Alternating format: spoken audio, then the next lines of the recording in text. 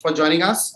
WeCare, a leading consortium of prominent brands and companies of India and the world, and Policymakers, we are organizing this together to organize a series of programs on plastic waste management and phasing out single-use plastic.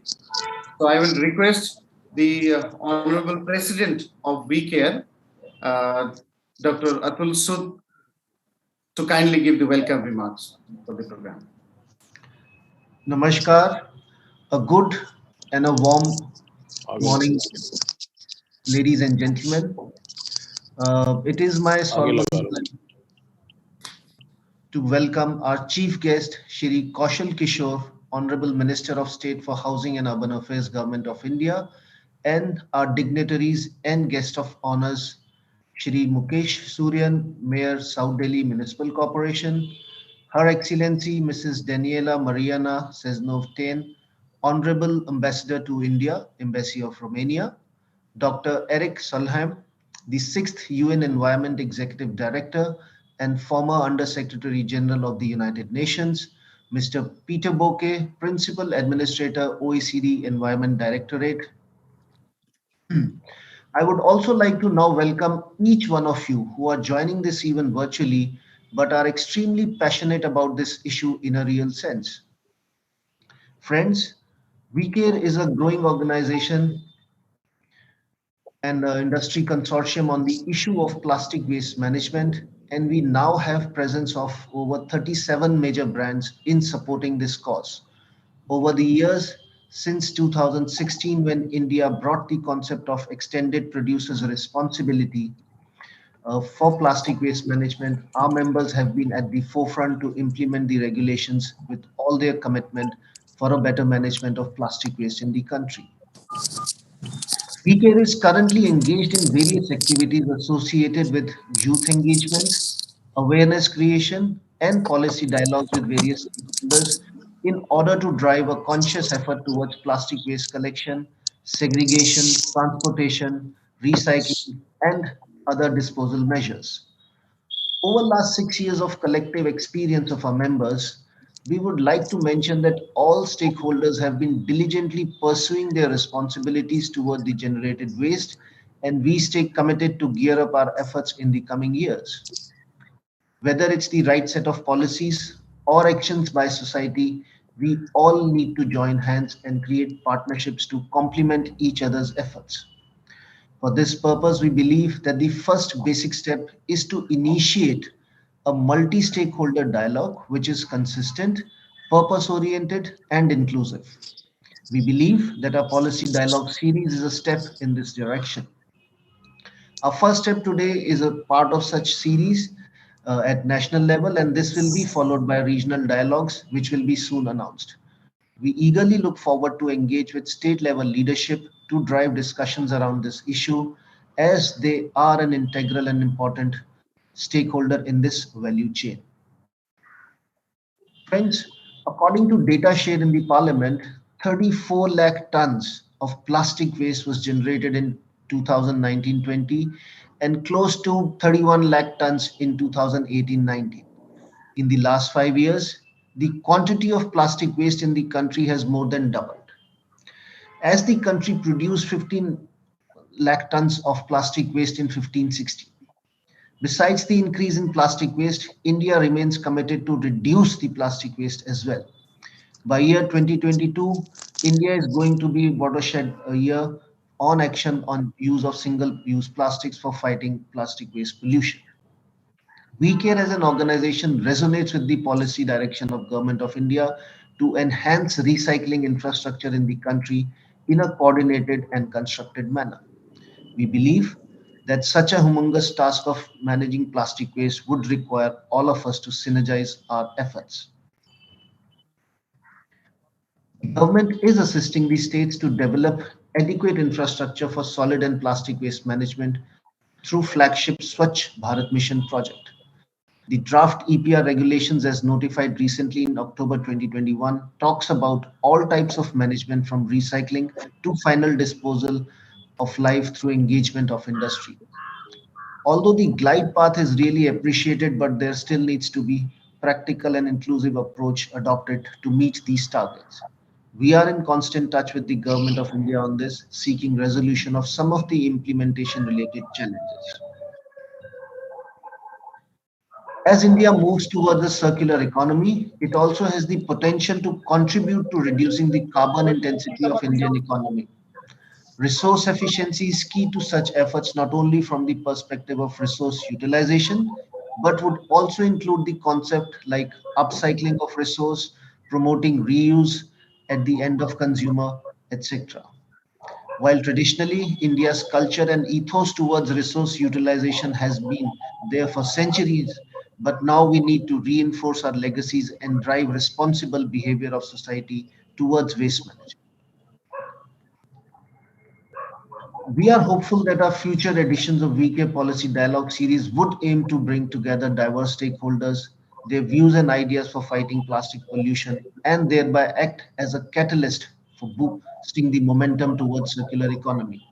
Friends, we are delighted to receive such a tremendous response to our call for this series, and we are blessed to have presence of Mr. Kaushal Kishorji and such other high-level dignitaries today in our event. Please stay safe and wishing everyone the very best. Jai Hind. Jai Hind, sir. Thank you so much. Now, may I request our special guest of honor, Shri Mukesh Suryan, sir, as he has joined and he has a very busy schedule. Mukesh sir is our Honorable Mayor of South Delhi Municipal Corporation and a very strong individual personality and a celebrity in terms of promoting sustainability, Swachh Bharat, and a lot of cleanliness initiatives that government of India has taken, and especially the government of Delhi. So I will request Mukesh sir to kindly deliver your special remarks. Kindly unmute yourself, sir. Yeah. Uh, Thank you, Akram, for inviting me to this good such of event. And I'm very glad, grateful to you, to all of you, dignities, Honorable Minister Kaushal Kishorji, all those things, because you have taken a very good step for these things, because India need all these things kind of plastic waste management. But as an SDMC, we are doing lot of efforts to stop this plastic wastage, all these things. जैसे earlier जैसे मैंने आपको पहले भी earlier I told you कि मैं remote area में हूँ, तो आपको मेरे साथ में नेटवर्क का इशू हो सकता है.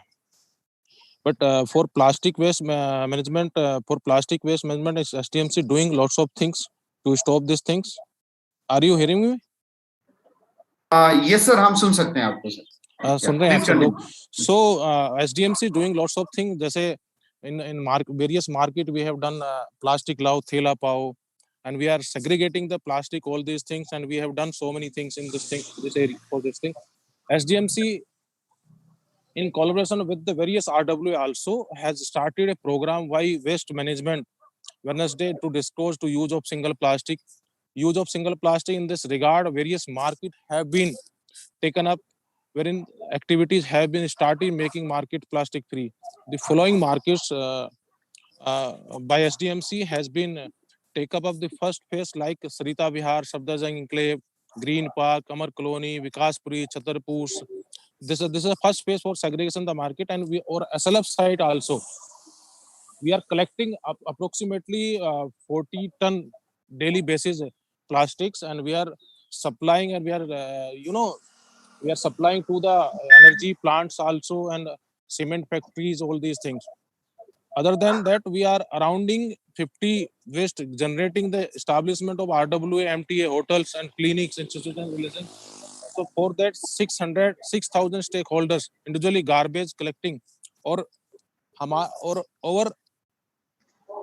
our construction also doing this thing, because they are also daily getting segregating the plastic minimum approximately 7 to 8 tons, and we are supplying that things to our uh, that we called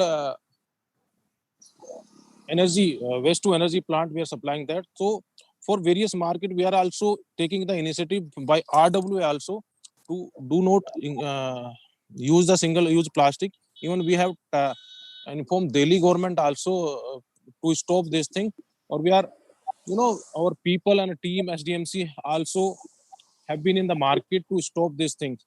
Even CSR organizing जैसे ONGC, all these things schemes हमने launch किया है काफी. That is in RK Puram market, CR market, and Greater Kailash market, Malviya Nagar markets. These things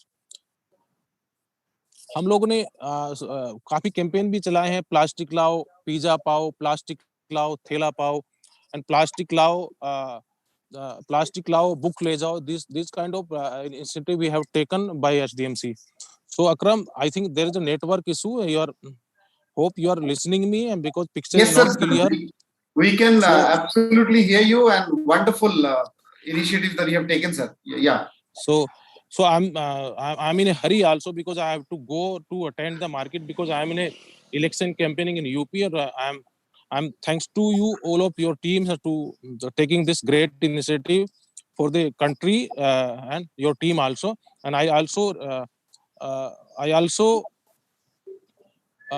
thanks to all your team members who have taken this kind of great initiative for the plastic ban. These things. So thank you so much, each and everyone, and Jai Hind, Jai Bharat. Jai Hind, sir. Thank you so much Thank for you. sharing your views, sir. Wonderful Thank you. initiative like plastic lao, pizza leke jao, plastic lao, book leke jao. Plastic lao, bag le jao, plastic lao, thela le jao. Even we are circulating in the sabji market also these things. So people are very keen to take the thelas, all these things, and people are, young youth also stopping this.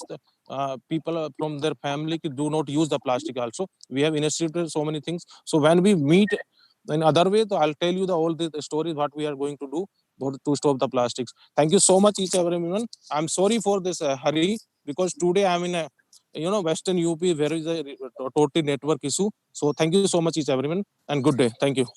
Thank you. Thank you Thank you, so sir. much, I'm sir. leaving. I'm leaving now. So you please Right. keep continue. Thank you.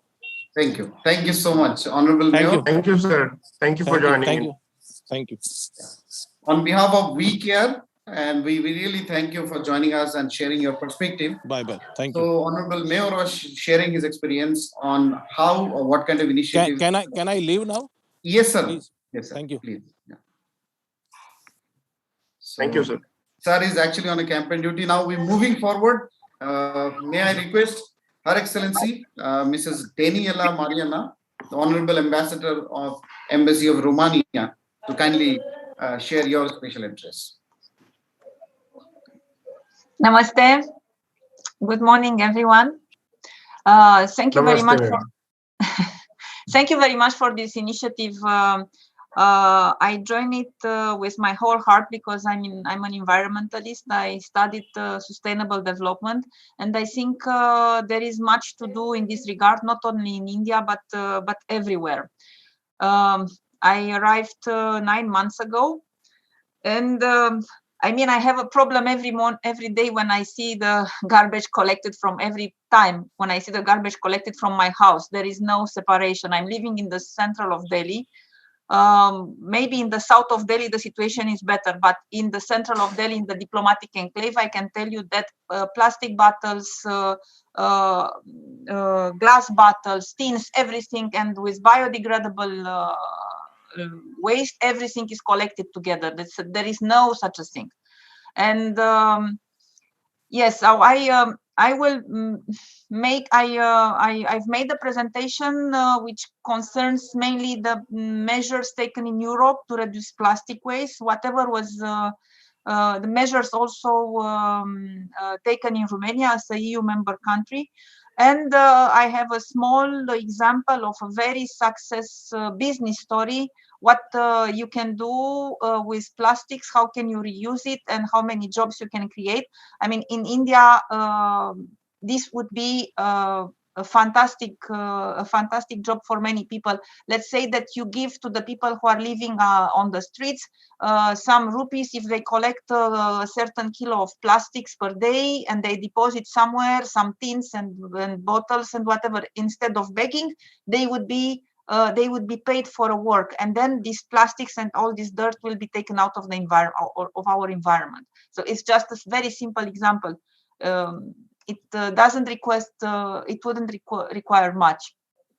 So I will I will pass to my presentation. I think we have a big problem. Our current situation is that we are living on a plastic planet, which is poisoning our life and the environment life. Of course, we cannot deny that plastics is important to our economy, and we cannot get rid of it instantly or change it completely to more sustainable more sustainable products. So in Europe, we have about 29 million tons of plastic waste produced each year, and this number, of course, is increasing. Out of this, only 32% is recycled, 40% is burned to generate energy, and the rest, about a quarter, ends up in like 7 million tons, ends up in landfill sites with precious resources which can no longer be used and are hardly biodegradable. The situation in my area of Europe, in Southeastern Europe, it's even less good. The recycling rate for plastic and other synthetic materials, it's much lower. In Romania, it's just 14%. So, of course, there are plenty of solutions, as I have mentioned at the beginning of my intervention. There is a growing coalition of leading companies, development agencies, international organizations. Can you hear me? Yes, we can. Yes, no, because it was a power cut. So Okay. there is a growing coalition of leading companies, development agencies, international organizations, and civil society, which is committed to tackle this complex challenge on all fronts. So what we can do, we need to improve waste collection, as as the mayor was mentioning before. We need to do sorting, processing to stop plastic waste leakage, and also better address the huge quantity of plastic waste, which is already in the environment. Excellency, I think, are you sharing any screen, because we can't see your PPT? Yes, let me see. I don't know how to share the screen. There is a share point at the center of the screen below. So you just have to click on share screen, and then you're.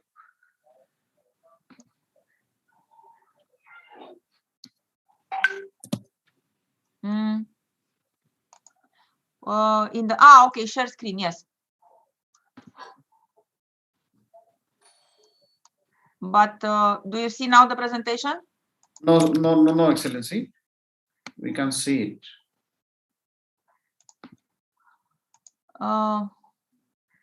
Okay, I don't want to make you waste time. It's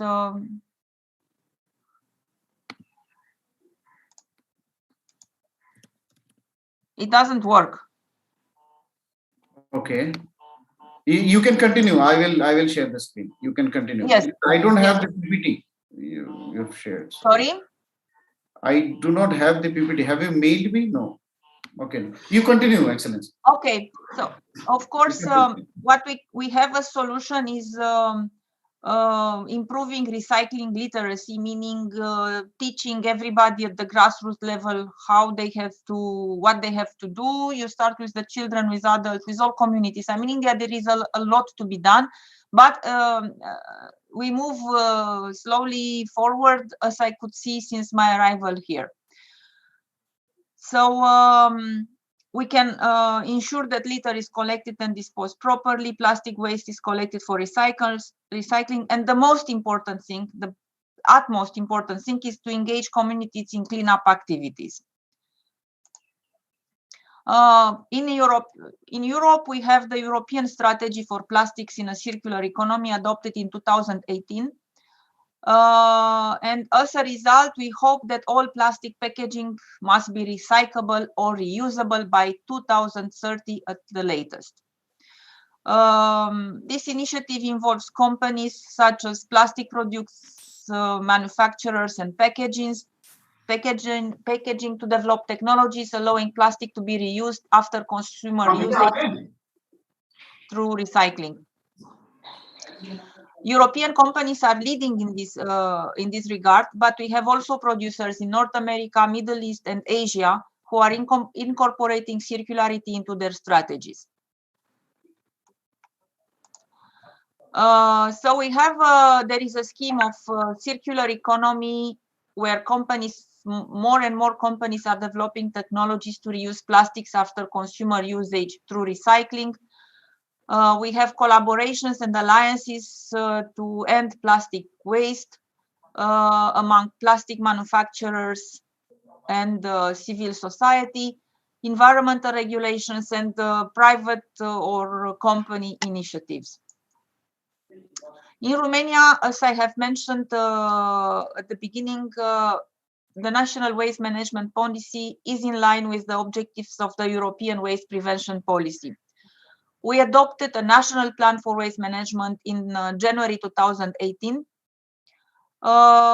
which have radically changed the business model in the field of packaging waste recycling in Romania. From 1st of July 2018, Romania has banned the introduction on the national market of thin and very thin plastic transportation bags with handles, granting preference to biodegradable or reusable bags. Other policies adopted are deposit return schemes. The legislation was recently issued by the Ministry of Environment in December 2020, and is expected to be fully effective from 1st of April 2022, so in 2 months' time. We have also eco tax applicable to any type of plastic bags. Ecological alternatives like biodegradable and compostable or such as starch or cellulose products are exempt from payment. So I will briefly tell you about a local project which started in 2003 in Buzău, which is a county in the middle of Romania. A carbon offset project promoting the recycling of used PET bottles and other plastic waste. The PET flakes and granulate obtained from the recycling process were reused, for example, in the packaging industry or for insulation in the construction sector. As a result, resources are saved and the burden on the climate is reduced. They also, this company, GreenTech SA, they are also educating children, have programs to educate children in the schools about the importance of avoiding plastic waste, recycling, separating, and avoiding to use plastic as such. So they created this company, GreenTech, has been working since 2003.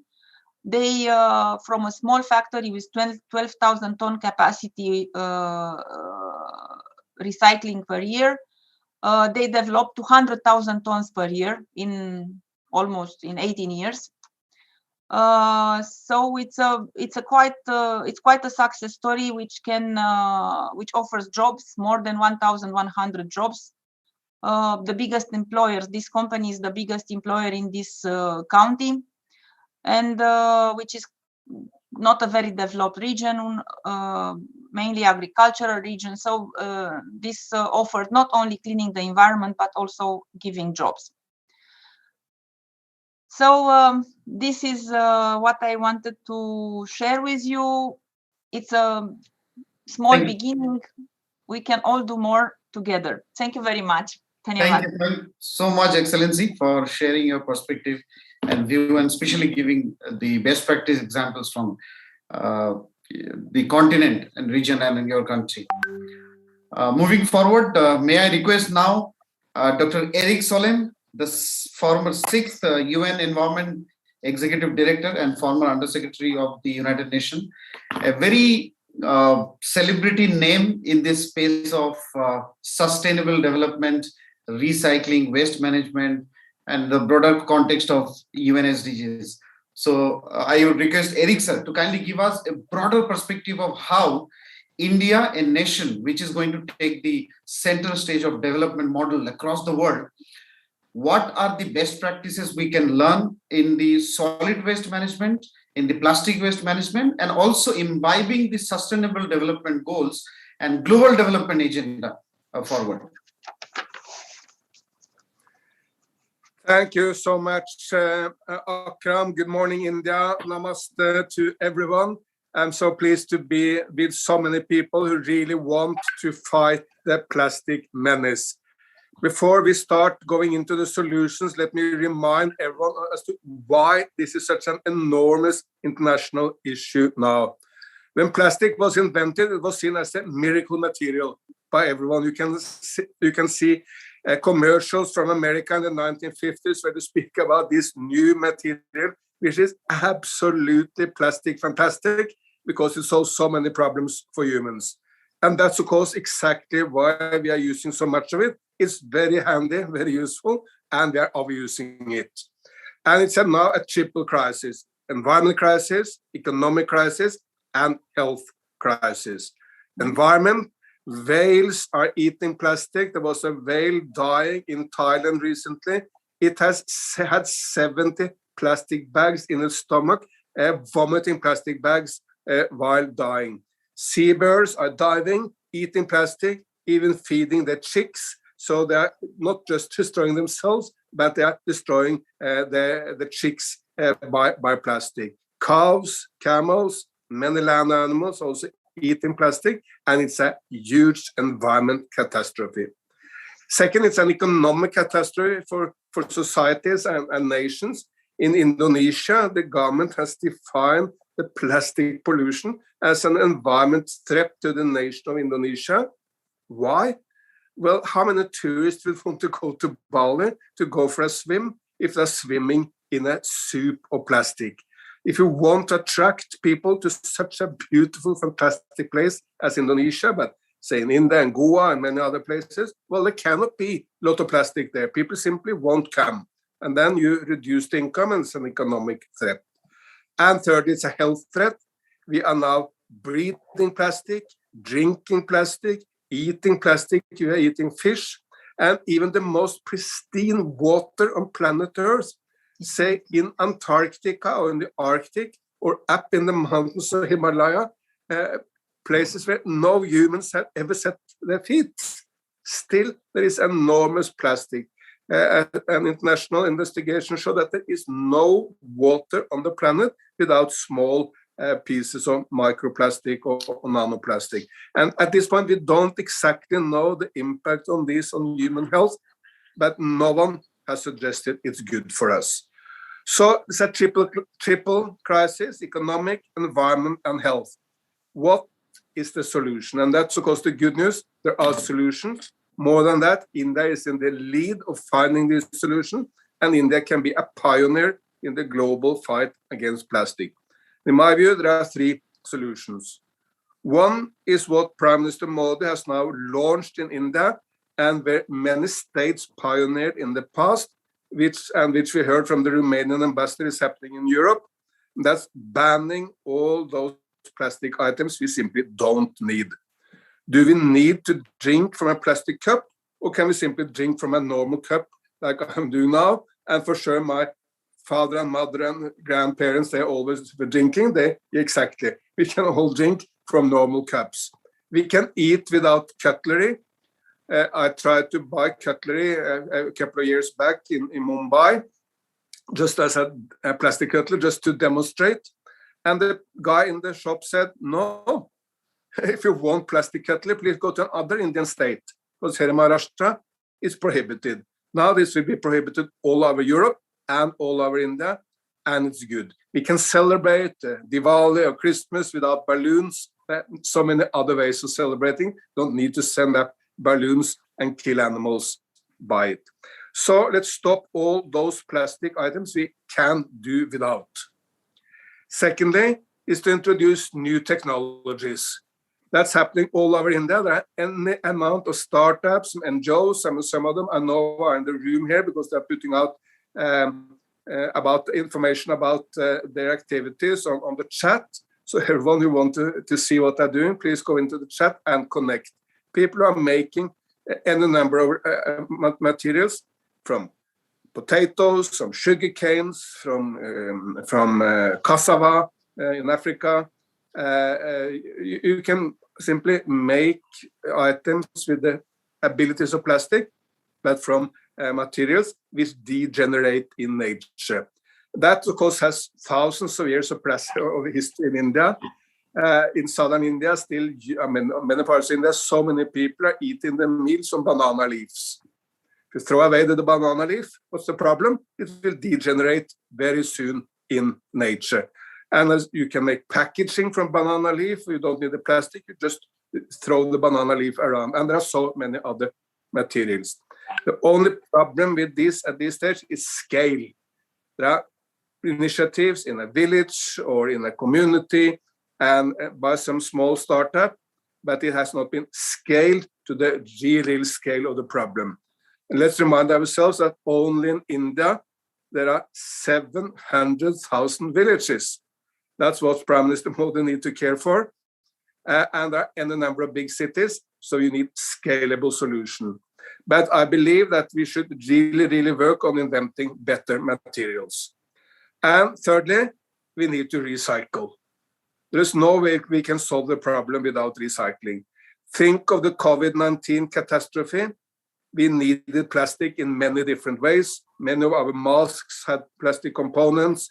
Of course, in the health sector, you need the plastic to separate people in different ways and to separate the microbes from humans. So there's any number of useful use of plastics, which cannot, at least at this stage, be replaced.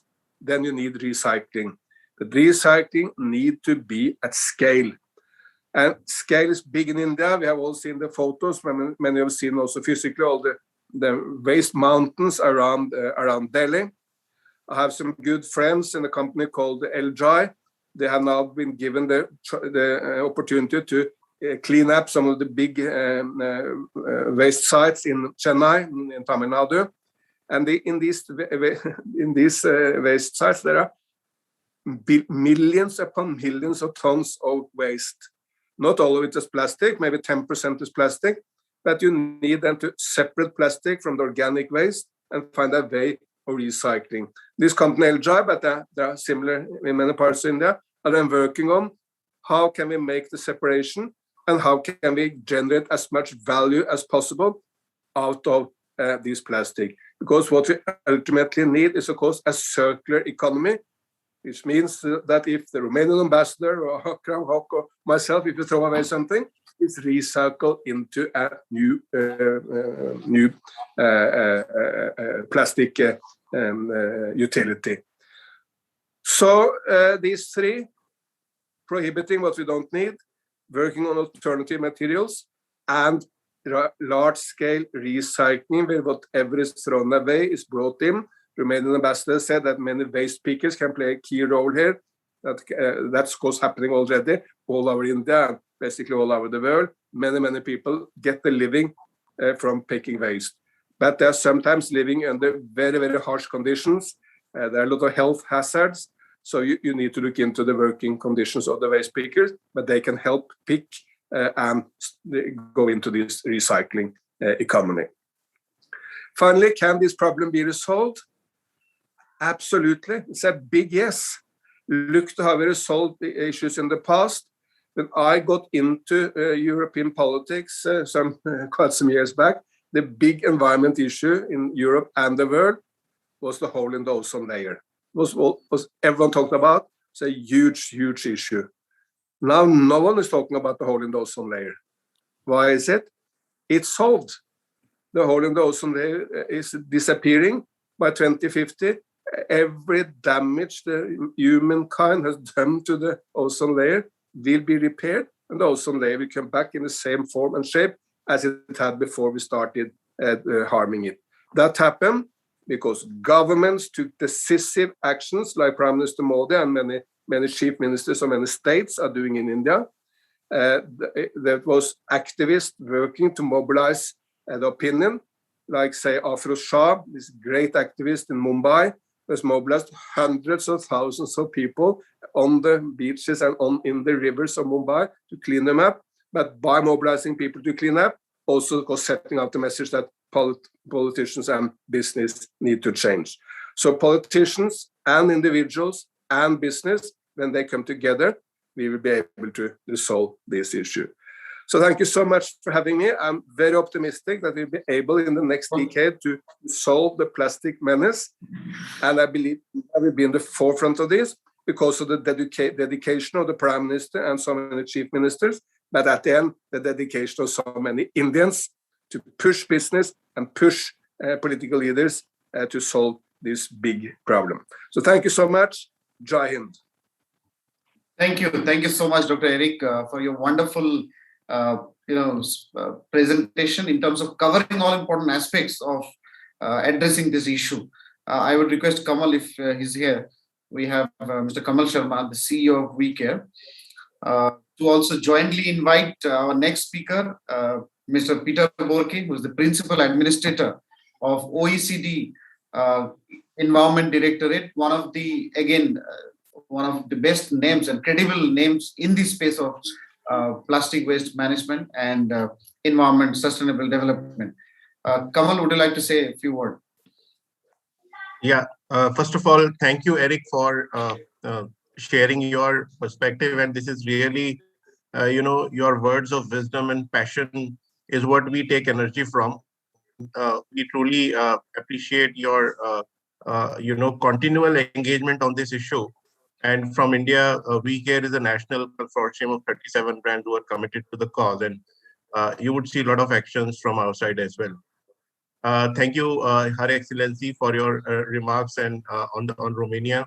And it was really nice to know that how you are making efforts to make the things happen on ground, and that's where we as India are, and we share that passion with you. Now I turn to my friend, Mr. Peter Borke, who is a principal administrator of OECD Environment. He is leading the discussions in the European front, and he has been very instrumental in bringing out guidelines on EPR. So he is a very good, resource person for us to tap on.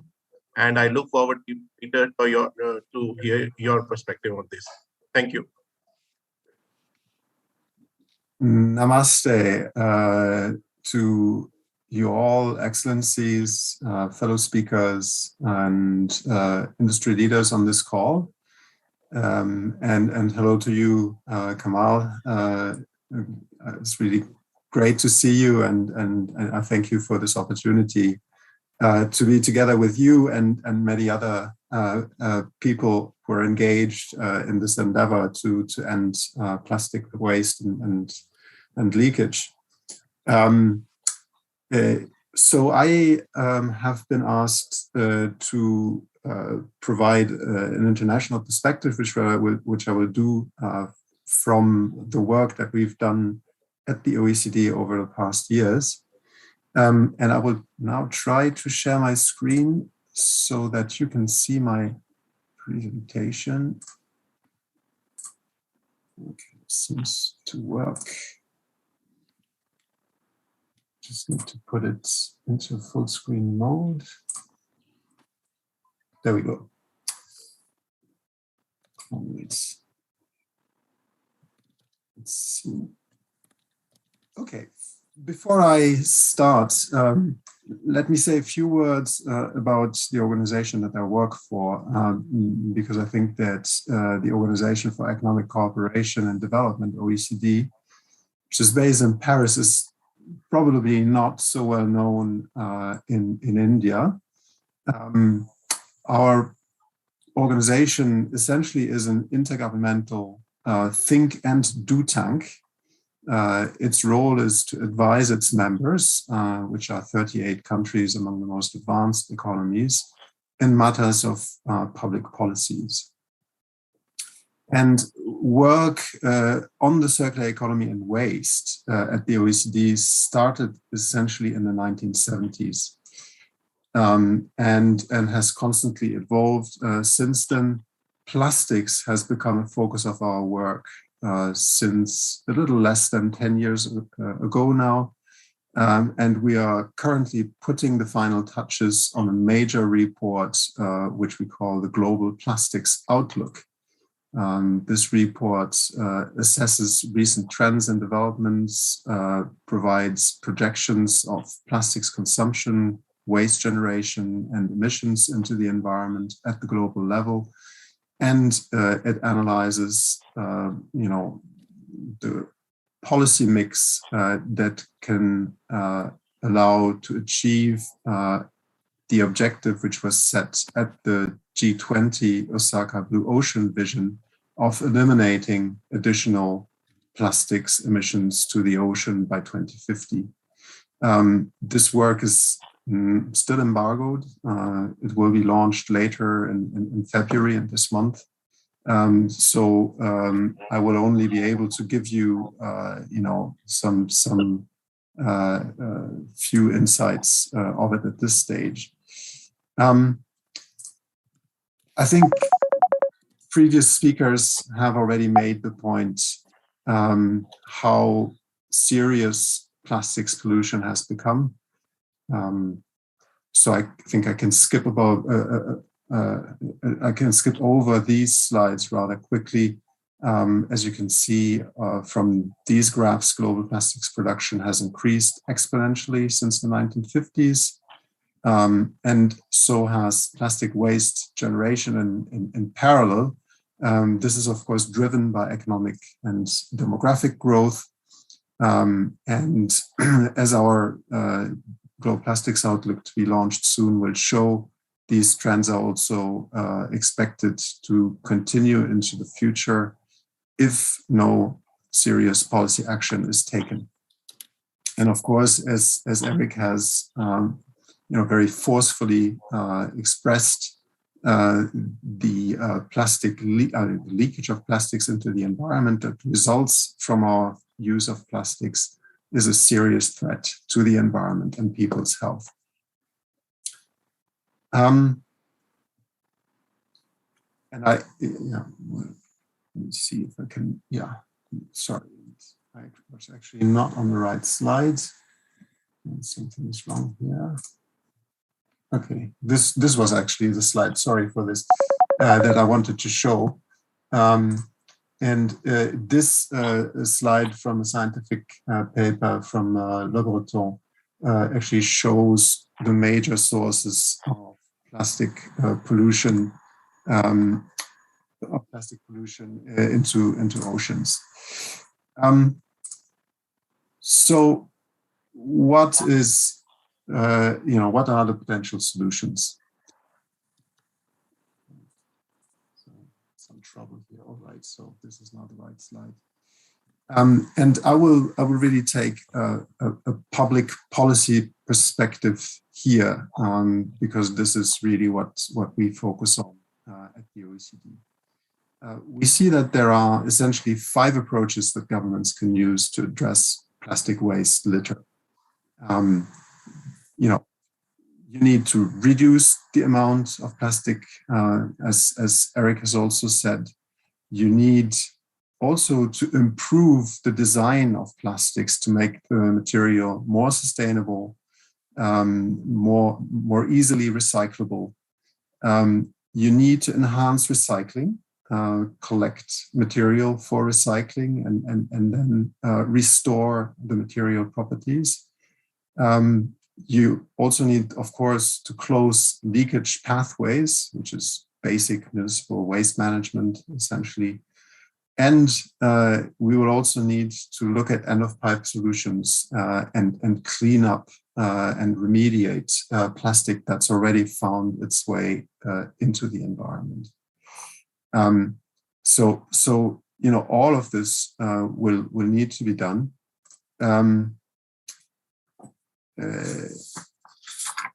Sorry again, I'm not well organized.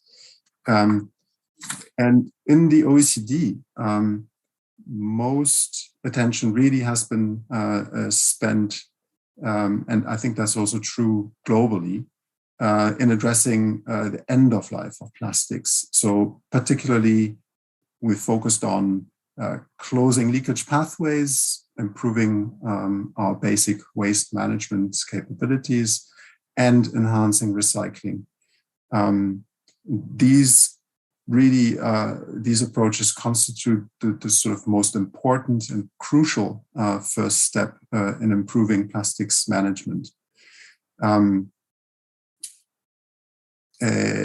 think Eric has really provided a really good overview of what those crucial first steps constitute. And in this context, and I think this is one of the key topics of this event, extended producer responsibility has played a very important role. Go to the next slide here. Extended producer responsibility is, of course, a system which puts responsibility for the end-of-life management of waste on producers, those who put products on the market. These policies are widely used in the OECD. Now, really a majority of OECD countries have extended producer responsibility for packaging in place. The most notable exception being the United States, but there too, at the state level, packaging EPRs are now being developed. And in some of our member countries, for instance, Germany, packaging extended producer responsibility systems are in place for more than 30 years now. In 2016, we developed a report that took stock of the experience and developed guidance for governments in making policies for extended producer responsibility. And the insights from this work were that clearly extended producer responsibility has been a very successful policy tool. It has helped to increase municipal solid waste recycling across the OECD from around 25% to around 36% since the early 2000s. Even though those recycling rates for plastics are lower, plastics have been harder to collect and recycle than other materials that one typically finds in municipal solid waste. EPRs also help to reduce the financial burden of municipal solid waste management that rests on public budgets. EPR now contribute around 10% of municipal solid waste costs in many municipalities, in many countries. And last but not least, EPR has also generated significant investment and helped to create markets for waste recycling through the financial resources that it mobilizes and in a sustainable way. So these are, of course, very good results, but they are unfortunately also insufficient to solve the magnitude of the plastics problem.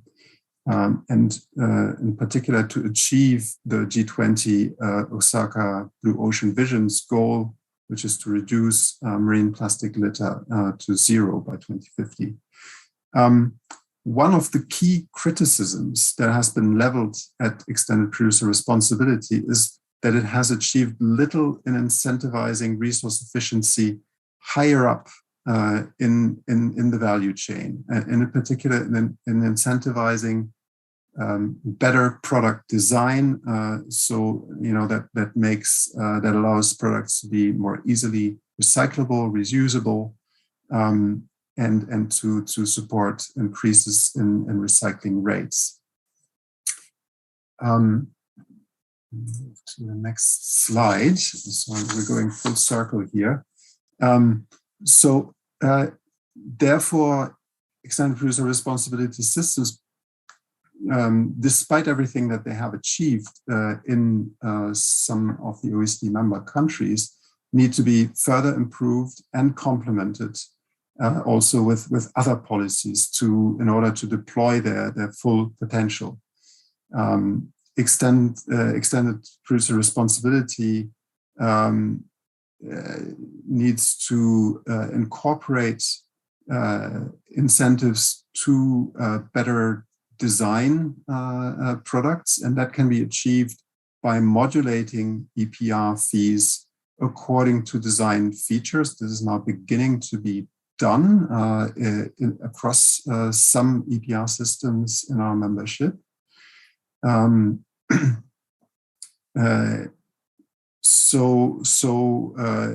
We will have to see how successful this is, but EPR is not the only policy tool that allows to do this. In addition, there are a range of other policies that can help to reduce the amount of plastics that we use by, as we already heard, replacing single-use plastic items with reusable ones or alternative materials.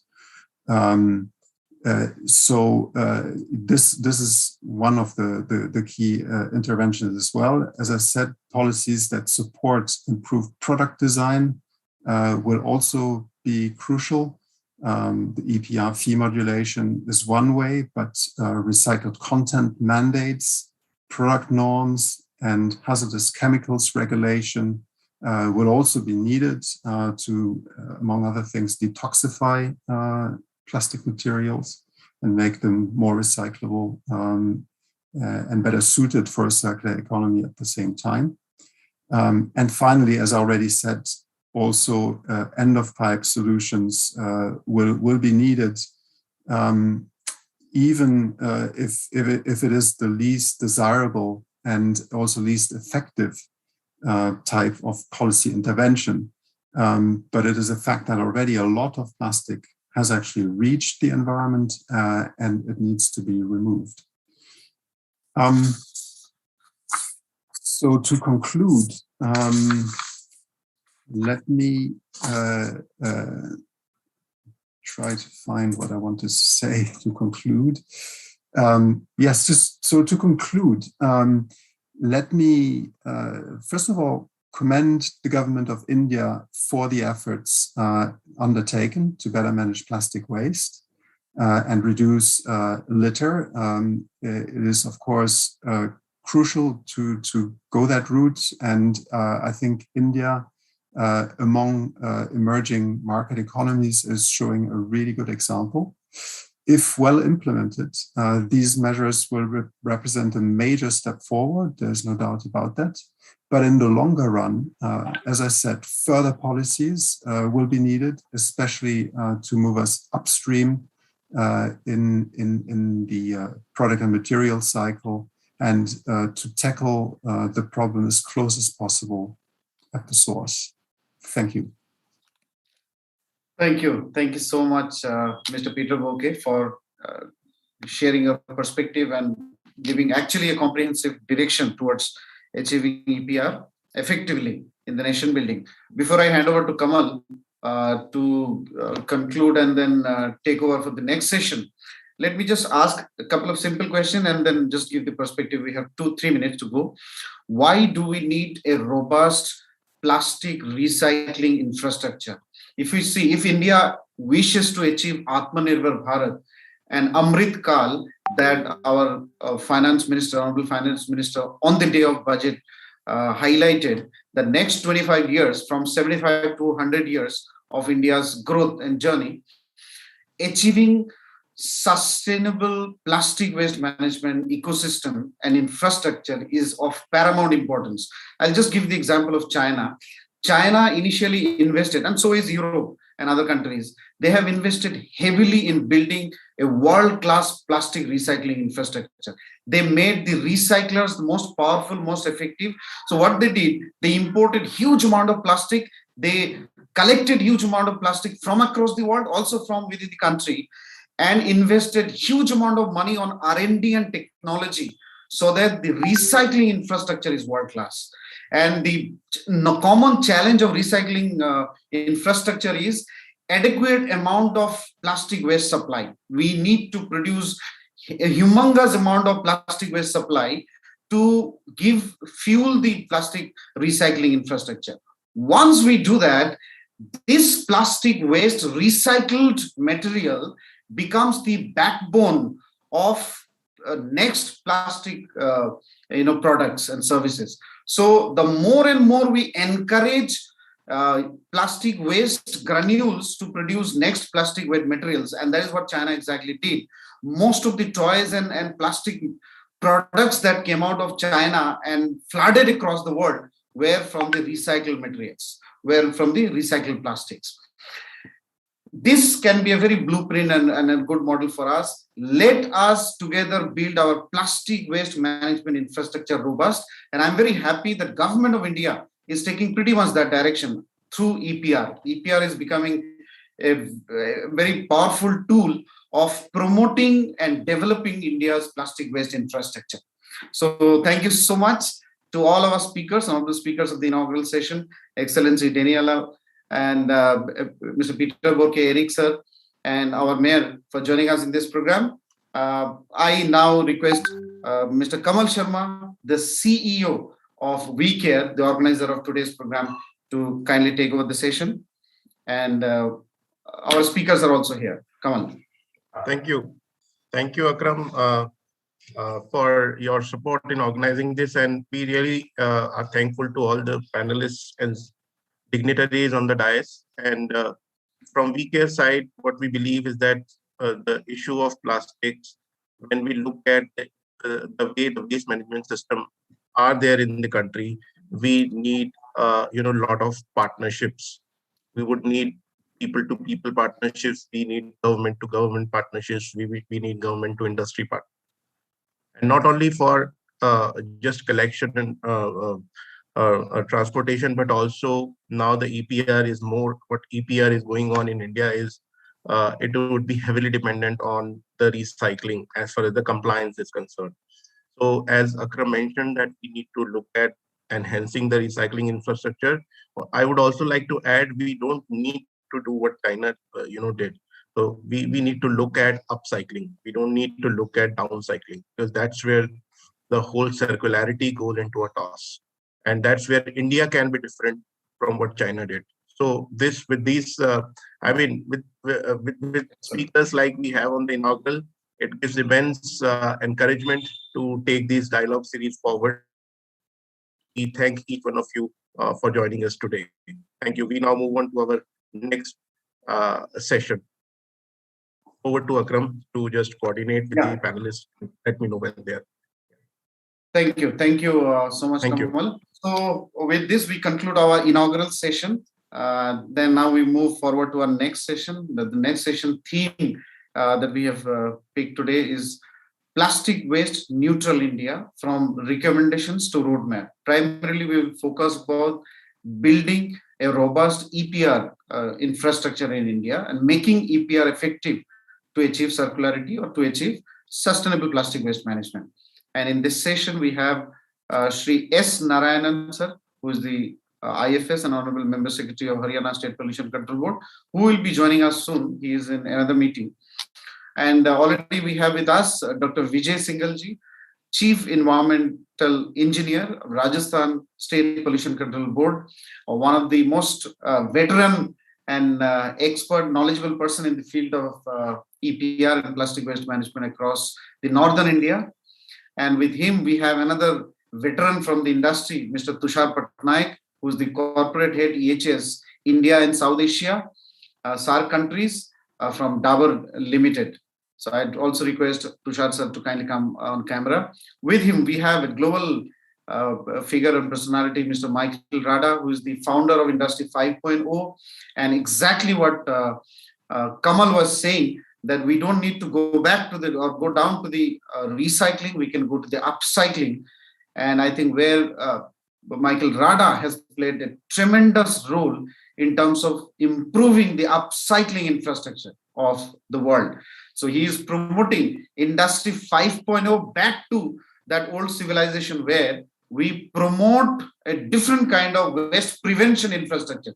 Just like in healthcare, we say prevention is better than cure. So Michael Rada is promoting the concept of prevention, then waste management later. So I think we can start the program with Dr. Vijay Singal sir, Kamal, and then when Narayan sir joins, I'll take him to the panel. Yeah. Sure. Thank you. Thank you, Akram, and welcome Dr. Vijay Singal, the Chief Environmental Engineer Engineer, Rajasthan State Pollution Control Board. You have been a source of inspiration to many young environment professionals.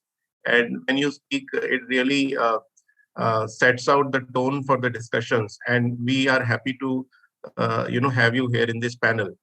Mr. Tushar Ranjan Patnaik, Head EHS of Dabur India. Thank you, Tusharji, for joining in in this panel.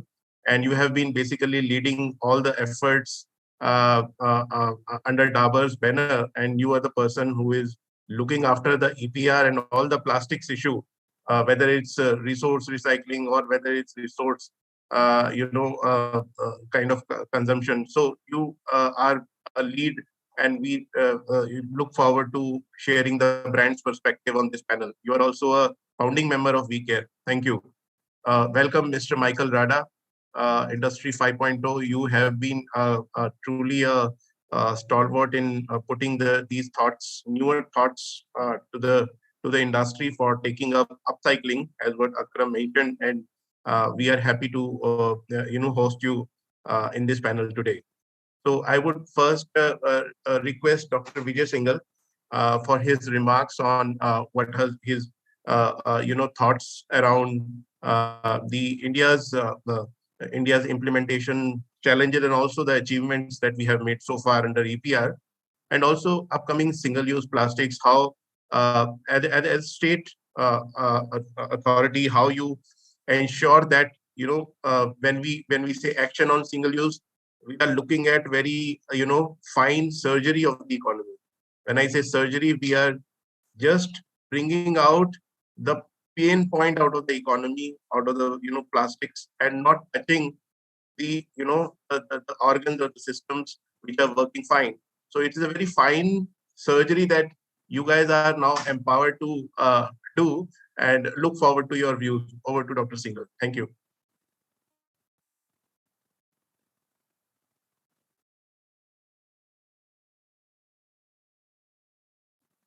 Sir, you can unmute yourself first.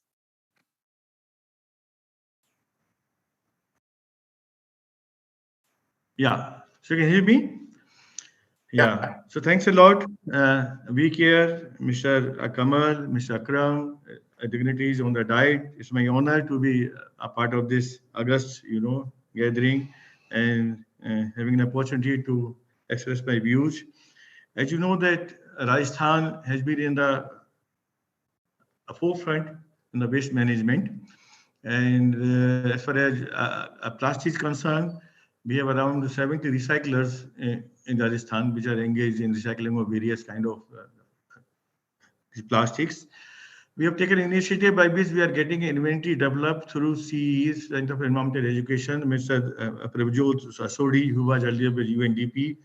He's doing us a very detailed inventory of a plastic waste, where he will tell us how much waste is generated in the entire state, what kind of plastic waste it is, all details of the producer, the brand owners, importers, and recyclers will be there. We will also look at where the informal sector is working, what kind of contribution they are making to the plastic waste management. So it's a very integrated and holistic study this C is doing for us. I think probably it's the first of its kind in India, where we are looking at plastic waste management from a 360 angle. So that's one of the initiatives which the State Pollution Control Board is taking. We hope to complete the study in next 5 months. The work has already started. Second part is all the speakers have said that plastic waste recycling is a cornerstone for a circular economy to close the loop, and State Board has been in the forefront in doing this. So we in the state of Rajasthan are setting up a integrated plastic waste management park, that is kind of resource recovery park. Yeah, you must have seen that plastic waste recyclers and other recyclers of the waste are, are set up in different parts of the state or the country. As a suppose I am a e-waste recycler, I also generate some kind of plastic waste, some metals. If I am a end of the life vehicle, process facility, I will also generate used oils and plastic and metals, and then I have to look for recyclers of these waste. So looking to this problem, we thought why not to co-locate all the recyclers at a single place and make a integrated a facility where all kind of recyclers are located in a well-defined area. So we are promoting such a facility in Rajasthan on Jaipur-Delhi highway, where we intend to co-locate all the recyclers together so that there are greater synergies in their waste management. Suppose I have waste which I am not able to recycle, this waste can go to my neighbor who are recycling that kind of waste. So we expect that there will be more synergy, more efficiency in waste recycling, and of course it will also make economic sense. It will increase total quantum of waste being recycled by the state, and will also generate new jobs. And apart from recycling, it will have facilities for testing laboratories, for R&D center, for awareness activity center and training center for the workforce, which will be engaged in the recycling of the all kind of waste. So probably this is also a first of its kind in India. And GIZ and EU are supporting us in this activity. They are extending their technical help. This activity will be, we expect to, we already have 2 meetings with GIZ and EU on this subject. We are very upbeat on this, and hopefully we will be able to start this activity maybe within 5-6 months. Apart from that, if we see about the SUP single-use plastic ban, we have the experience of this. We did ban, plastic carry bags in 2010, but then the entire experience was not very good, to be very frank. Part of the reason was that only a few states had the ban on, single-use plastic, like the plastic carry bags. Other states, other neighboring states did not have any ban. So then the metal used to come from, those states to Rajasthan, and even implementing such a ban in a state-centric manner is very difficult. So now it's a very, very welcome step that we have a, regulation which is in India, and we are kind of banning some specific single-use plastics throughout the country. So I think now effectively states can take action to close all the facilities which are manufacturing these kind of single-use these plastics, and I think enforcement will be more effective. But there is still one issue which we need to address very seriously. What are the alternatives? Suppose I don't have a plastic cups and glasses. What do I do? How do I do my everyday chores? It means you have to look at the alternatives very seriously. And then when you look at the alternatives, you have to also see that these alternatives are environmentally sustainable. I mean, you can't have alternative which is energy guzzling or which use non-renewable sources of raw materials. So you have, and then you should be able to mass produce those items, because having a few items just for display and R&D, thing is okay. But then to feed a country like India, we have 120 billion people. To feed such a large country, you need to have alternatives which can be mass produced, which are based on non-renewable sources, which are energy efficient, and they should be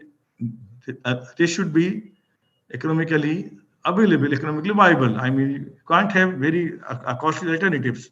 You have to see that the items which we are now banning, we are able to bring items which are at least not at par, but it will not be very highly, priced. Otherwise, it will be very difficult to ban the single-use plastic items.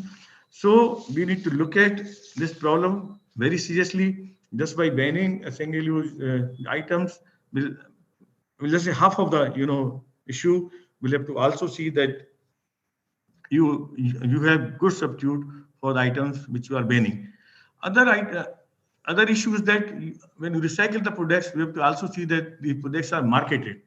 Unless you create markets by way of instruments, which may be due to the fiscal instruments or maybe the policy instruments, you will not be able to sell these the products at a reasonable, price, without this entire chain, which is, at the backyard, where you are getting waste from erect pickers or some, other units. If you are not able to pay them reasonably, uh, so I mean, it is very necessary that you have good market where the product of recycling are sold at a reasonable price.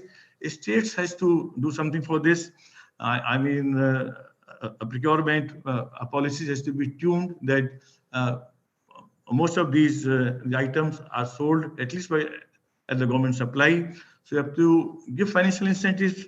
You have to bring a policy initiatives by which you are able to sell these items at a good price, so that you are able to give impetus to the recycling process. So these are a few words which I just want you to share with you. I hope these discussions will be very important, very good for the the management of plastic waste. I wish you all the best. Thanks a lot. Thank you, Dr. Singhal. You very well elaborated the actions that have been taken and also the thought process of the state board. And we really appreciate government's intent to uh, bring out very clear way forward for phasing out of single-use plastics.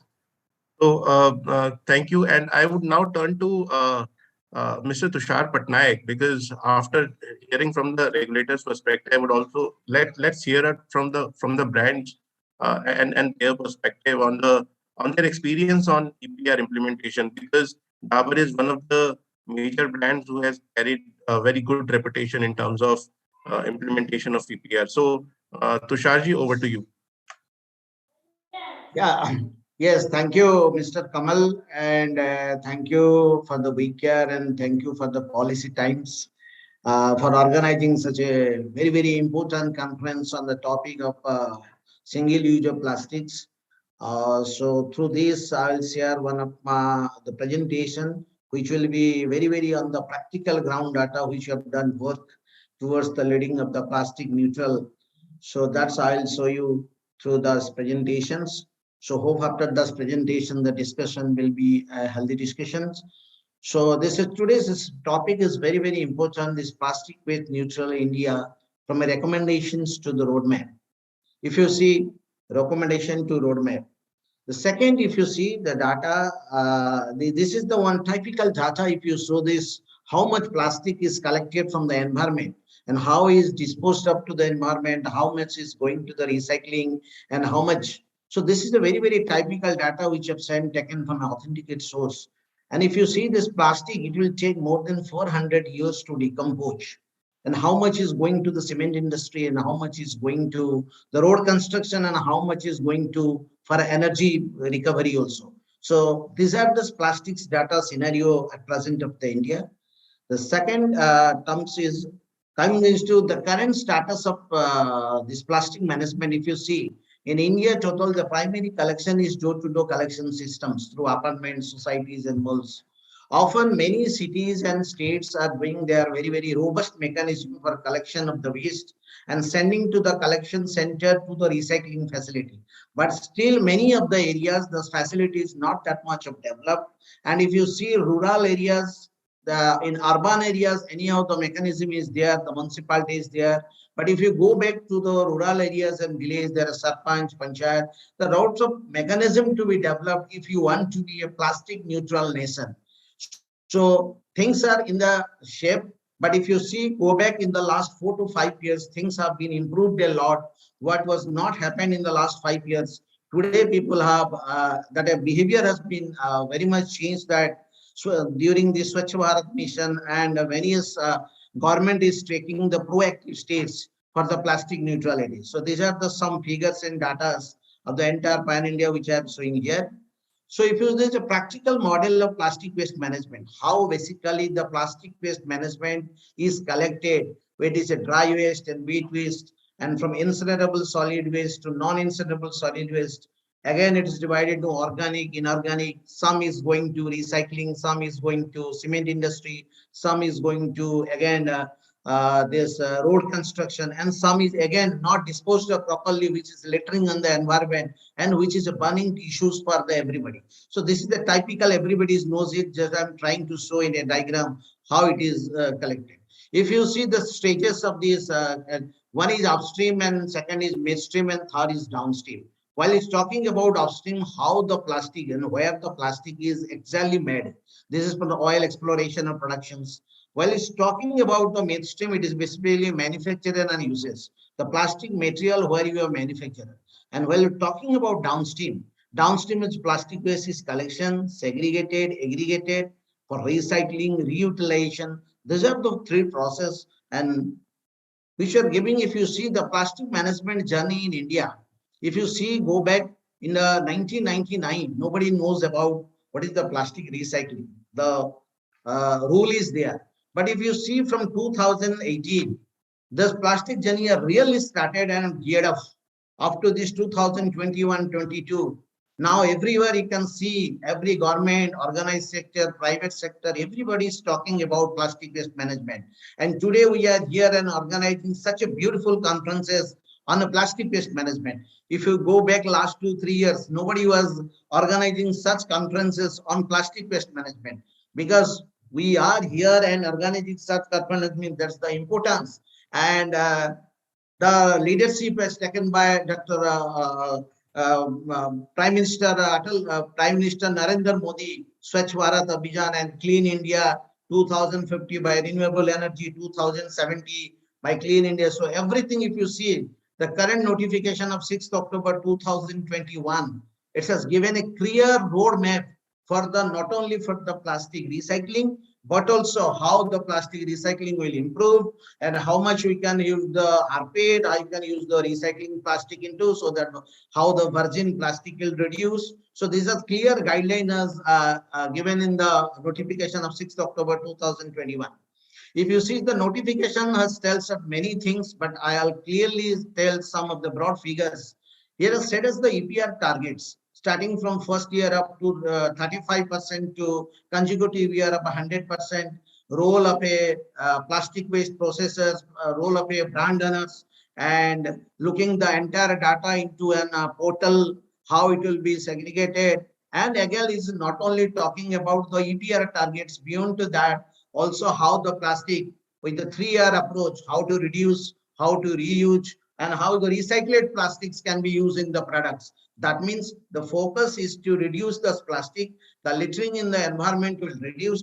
Once the virgin plastic will reduce, so the plastic littering problem and which is creating the pollution of the environment will reduce. So this is a roadmap for another 30 to 40 years, which has come out in the last year of 6th of October 2021. And coming back to as a company, Plastic Waste is Dabur India Limited. So Dabur India Limited, we are working in the plastic management sector from last 2017. And till date, we have committed and doing this plastic waste management in a very sustainable way in the across the pan India, all the states and UTs. And this year, company has taken, our CEO has taken a target that company will do the plastic neutral. We have almost more than 90% we have done here. So this year we have taken a target of 26,950 metric ton to be a plastic neutral company in India. So these targets we have almost 90% and complete. At the end of March, we'll be reach this figure of plastic neutral.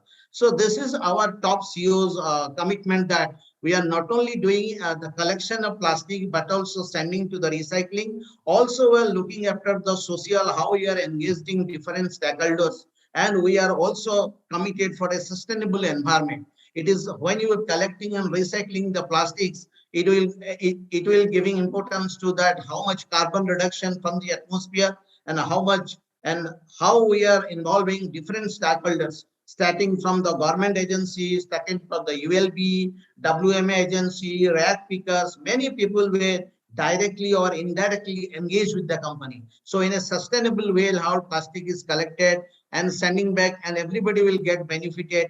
That's our main aim of our CEO, Mr. Mohit Malhotra. So if you see the collection mechanism of Dabur, how we have reached a plastic neutral company, starting from the year of 2018 till date, we are 21 and 22. We are working with most reputed waste management agencies of India, working us starting with the 3 management agencies. Today, we are working with almost all the big waste management agencies of India. 12 management agencies are working with us, and they are doing in a very sustainable way. We are, as a company, not only focusing on the collection of the material to the plastic neutral, but how transparently we are collecting the material and sending to collection centers and the recycling centers through the vehicles. That for that we have hired a world-class audit agency called BDO, who is doing checking of all the documents which is given by the waste management agency, how efficiently they are collecting from different areas the waste collection and sending to the recycling centers. This is also shown through a checklist which I am showing you on the screen. So if you go back to the end station, next is the till date we have completed almost more than 45,000 to 50,000 of metric ton which has been recycled, all sent to co-processing or the waste to energy. So these are the typical graph from the last 3 to 4 years, and this year we are target of a plastic neutral of 26,950 metric ton. And these social benefits and environment benefits I have already told you. Being a company, we are mostly responsible for social, environmental, and compliance of the environment for a sustainable environment. If you see this company and the giving the targets of the from 2023 and 24, you have to use certain percentage of recycled plastics in your material. For that, Dabur also already worked for reduction of plastics and various material like Vatika shampoo and Hajmola pouch. And a lot of things are on the pipeline to do on the RPET category for recycling and use the recycled plastics in the material which has been target framed from 2023 and 24. So all across we are working on various fronts also. So there are some challenges is there that we have to address, that need more clarity and documentation process for collection and disposal mechanism. And taking, if you see the current, the registered brands in the CPCB portal is 314. If you see in India is a vast country, there are many more industry. So if you have to minimize the littering, so you have to bring the industry in one umbrella and do the registration, so that more and more plastic collection will do and go for the recycling. That will achieve our target of the plastic neutrality. There are some things, percentage has been defined, how we will do, how the role of a CPCB or the Ministry of Environment and Forest and PCB, role of a ULB. So a lot of things to waiting for a fine form of a SOPs to be come out, so that people will be easier to know how to go about that.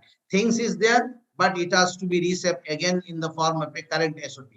And if you see the roadmap, how the roadmap for the plastic neutrality, the key important point are implementation of a circular economy in plastic management. But or our previous speaker also told about the same thing. Companies, and when you are reducing the virgin plastic, it will come into the economy and circular economy in the plastic waste management. So more and more we have to reduce this plastics, and so that this rPET and the other plastics will come into the environment, so that the littering problem will be minimized and will achieve our target of plastic neutral. EPR portal for the registration of plastic waste generator. That is very, very important, so that all data can be visible on the portal.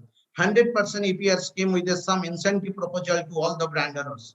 Collection mechanism of plastic waste at a micro level, which I have already told you, it has very good form in the very urban areas, but it is still to be done, and a robust mechanism to be made on the you can see in the village area where the Gram Panchayat level is there. Reduction of virgin plastics, thrust and monomaterial structure. Why you are talking about monomaterial structure? Because this will require a source segregation is required.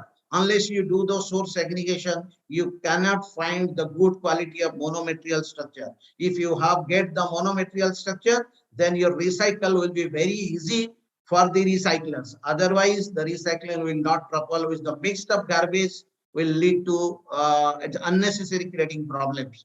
Reusable systems in consumption, reduction of unwanted plastic in the packaging material, promote alternative plastics like single-use plastics. We have to come out. When you are banning of the single-use plastic, we should come out with the alternatives which is available in the market, so that it will not hamper the economy, it will not hamper the other people. Side by side, for a sustainable environment, we have to be have alternative the use of plastics. So with this, the approach of how the waste is collection and segregation, recycling, and going back to a circular economy, I have shown in my presentation. This is wholesome. The entire data to achieve this plastic neutrality. As a company, we are committed, and for the not only the company, I am also we are committed for the nation, which as nation has taken a strong leadership for this. The plastic waste segregation, single-use plastic, and circular economy. We are always ready to help the nation. Thank you.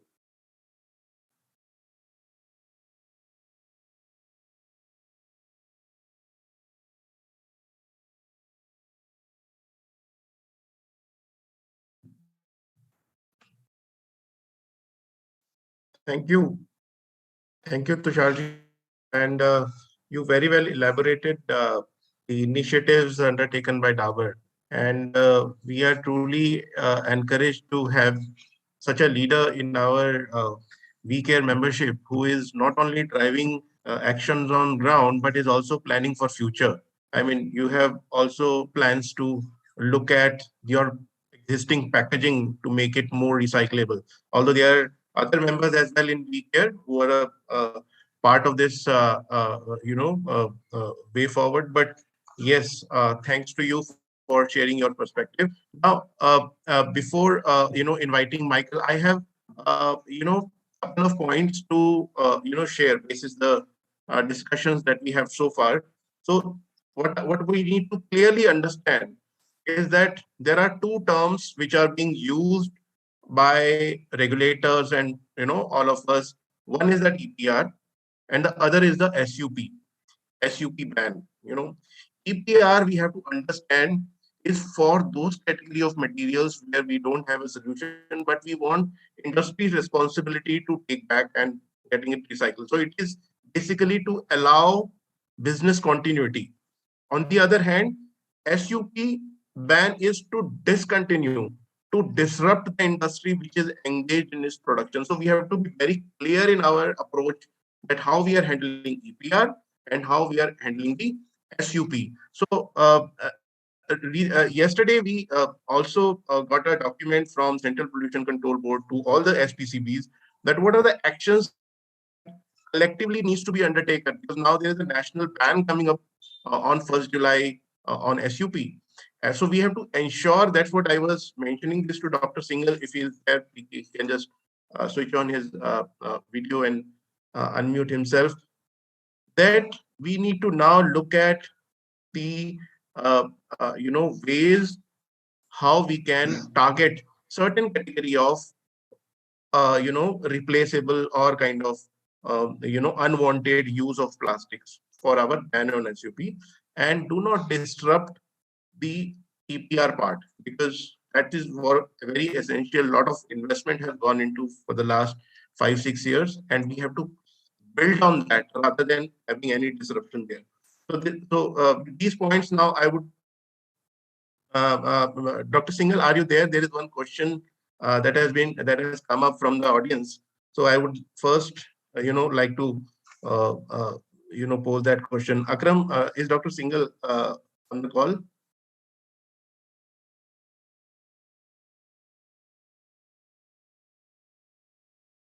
Yeah. So he is there. Hello, Dr. Singhal. I think he might gone in some. And no, Dr. Singhal has got a actually meeting there in the office. Okay. He's there. Okay. He's there. Okay. I Okay. told him to. Maybe when he would come back and we can ask this question. So I would now switch to Michael Rada. Michael, you have heard what from Indians' perspective. You have been with us since morning. So what are the global things the regulators have said? Now we have also heard the state regulator, the initiatives taken by Indian industry. Now I would request you to share your perspective and also have a flavor of what do you think that the actions that are going on. We have Dr. Singhal. Yeah. Michael, can I just take that question to Dr. Singhal and then come back to you? Is that okay? Yes. Okay. Hello, Dr. Singhal. We have one question coming out from the audience. Yeah. And so that question is basically about as you know, lots of SPCBs have separate EPR rules and requirements for compliances. Do you think SPCB should align with CPCB rules and EPR controlled by CPCB? I mean, somebody has asked this question. Maybe this question I find somewhere the person is lacking in some information. But yes, over to you, sir. You can provide a better perspective. Actually, earlier there was no EPR notification, so the states were going by their own, ways. They were having their own EPR regulations. But since now you have a uniform notification for EPR, which is though under draft stage, it will be. I mean, hopefully, will be a final notification issued. So there is no room for states to now have different EPR regulations. Once we have a national EPR notification, EPR guidelines and policy, all the states will need to follow the uniform EPR guidelines issued by the Government of India. So hopefully once this final notification issued, this issue will be sorted out. Okay.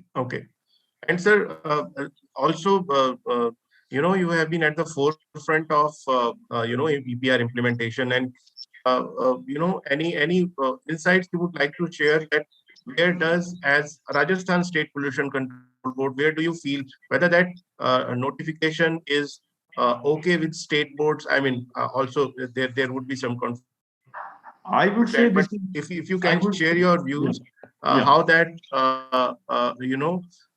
glide path that has been shared in that, be able to collectively meet that. Yeah. I would say this is the finest notification I ever seen. It is very comprehensive. It covers all the issues. In case you are not able, you are not complying, there is a regulation by which the amount of compensation can be imposed on you. You could be prosecuted, and then there is a issue of exchange of EPR credits. I mean, it's very forward-looking a kind of a notification. Regulation. So, but then only thing, there are 2-3 issues which need to be addressed. They have not touched the informal sector anywhere, which they should have included, because unless we have the informal sector addressed properly in the EPR, no PR policy can be successful. They were also not seen that a compostable plastic, films and all. They have addressed a composite plastic carry bags, but not other items which are made from compostable plastics. And then they also specify how that this compostable plastic bags will be ultimately disposed. Because unless you have industrial composting facilities, the compostable bags will not be, disposed finally. So overall, this policy is very good, except a few things which need to be addressed. So hopefully once they come with the final notification, it will address all these issues. Okay. Sure. Thank you, Dr. Singhal. Now, you very well. Thank you, sir. I would now request Michael Data for his address. Over to you, Michael. Thank you very much for inviting me, and I just would like to correct one of your statements. I am not with India since yesterday, but generally, I have launched Industry 5.0 in India on August 21st, 2020 already, with a keynote delivered on CE conference with more than 1 million follows after this keynote. So I hope the insight of Industry 5.0 on the topic of single-use plastic will be insightful for you as well. And let me share my presentation. If you do not see the slides moving, please tell me. So what is the insight? What is the perspective of single-use plastic in Industry 5.0 perspective? Let me deliver it to you. My name is Mike Rada. I am human, and I'm the founder of Industry 5.0. And maybe some of you don't know what it is, so let me introduce it to you. Industry 5.0 is the first industrial evolution ever led by man, by human. It is based on the principles of systematic waste prevention. industrial upcycling. And it recognized 4 types of waste: physical, social, urban, and process waste. And it's not new. It was introduced officially on December 1st, 2015. In 2017, definition has been posted. On October 14th, 2020, the first in the world Industry 5.0 ambassador was assigned, and he was assigned in India.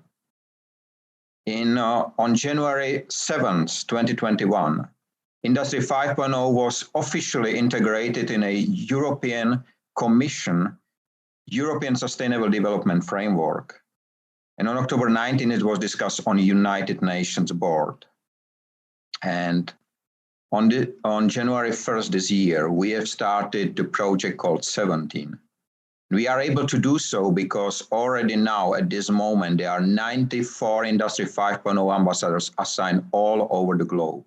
And if you know what is Industry 5.0, we have to touch one important thing which was not discussed before during our conference. What is single use? What is disposable? If you look at Wikipedia, you will learn that a disposable is a product designed for a single use after which it is recycled or is disposed as a solid waste. Wikipedia says as well that it is an adjective meaning something not reusable, but it's disposable of after use, or that is mostly made from paper, plastic, cotton, and polystyrene foam. But at the same time, Wikipedia says that the product made from composite materials, such as lamination, are difficult to recycle and will be probably landfill. And it says that since 2004, European Union passed a law which stopped allowing disposals on landfills. I am living in the heart of Europe in Czech Republic. Our government still allows disposing on landfills, so as many governments all around Europe. The law or the regulation was agreed in 2004. So this is how it works. I would like to add one sentence to Wikipedia. Single-use products are one of the most frequent wasted products. What is the core of the problem? Is not the plastic. I'm sorry to tell that. Plastic is another form of crude oil like water and ice. You can turn it back to the crude oil. There are technologies to do so.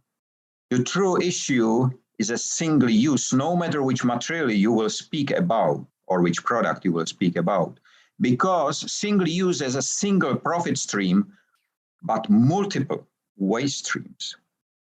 Permanent production means permanent resource consumption. Permanent production means permanent traffic stream, usually one way. At the same time, it increased the storage space for the produced product. It's a permanent waste stream production. And single use make the feeling that waste and wasting is normal. And that's the most dangerous part. Because of that, I realized in 2010 that nobody in the world is trying to prevent waste happen. And I started in 2013 to deliver waste prevention. And last year on September 1st, it took me 8 years to write waste prevention framework, legislation which should be implemented all over the globe in every company, every family, on every national government, because nothing that can be used or utilized again must become waste. Everything must be considered primary as a pre-waste existing resource and remain in the system. The secondary use or utilization is not limited to the primary function of a product or material and can be executed by everyone respecting the regulations and safety conditions, and collecting, sorting, bulking, transportation, and trade should not be anymore considered secondary utilization. So as if not utilized on a primary location, it must be offered to others before being wasted. And dear ladies and gentlemen, there is no waste if we do not waste. And waste is the result of process called wasting, and not a single legislation in the world define wasting, so I did it. because wasting is a process in which product or material of any kind and volume become waste. But in fact, wasting is a system failure and must be prevented first without any limitation or legal restrictions, because wasting is not a feature of a product or material, but it is a result of human behavior. And single use is one of the most common ways of wasting. We have this legislation translated to 26 languages. We have delivered it to governments in 92 countries. And we expect even the United Nations to make the 31st article of Human Rights Declaration should be the right not to waste. We have made one failure in the last decades. We have built our future on the top of a pyramid. But have you ever tried to stay on the top of a pyramid? It's a very unstable place. I realized a decade ago, and I decided to build another groundstone for our wasteless future, the groundstone on which the future can be built, can be established, and even if the ground will shake, it will stand up. We can use it again. And how does it work? It's hard. Because firstly, you have to recognize that something must not become waste. And trust me, if you raise this point, you will see it's very hard to recognize that it is not waste. But if you do a second, much more harder step wait for you, you reconsider what to do with that product which you just saved from being wasted. But the third part is the reward. You realize that you maybe fail for the first, second, third time, but when you succeed, you start to change the world. We can go from trouble to treasure. And let me give you one example, the existing one. Have you ever heard the name of a Lysatech company? Probably not. But it is a company which does their business and production in Czech Republic, in my country. The website is lysatech.cz. And why I am speaking about it? Because the company turned this, which means plastic, single-use plastic, and Tetra Pak packaging into a useful construction material which can be used on buildings, on construction, on the roofs. It's certified. And what is the most important part? It exists, the technology. It can be bought right now, right here, straight away, it can be a other place. And this is important because we do not have time to spend on development. We can use the existing production. And if you ask whether there is a value of waste prevention, I will tell you and surprise you, yes. The value is 475 trillion US dollars. This is 8x global GDP. This is the value which can be saved every single year on a global scale without primary needed investment in a capital investment. Dear ladies and gentlemen, Industry 5.0 is the first industrial evolution ever led by man, by human. It is based on the principles of systematic waste prevention, and it changed the mindset of people and businesses from wasteful to wasteless. It's not needed capital investment frequently, but it's based on the principles and use so-called on-the-ground mind, something what we have, what is existing.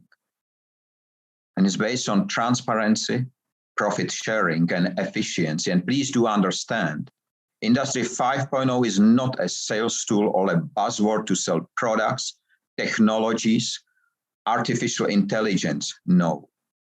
We are living in the age of digitalization of our work.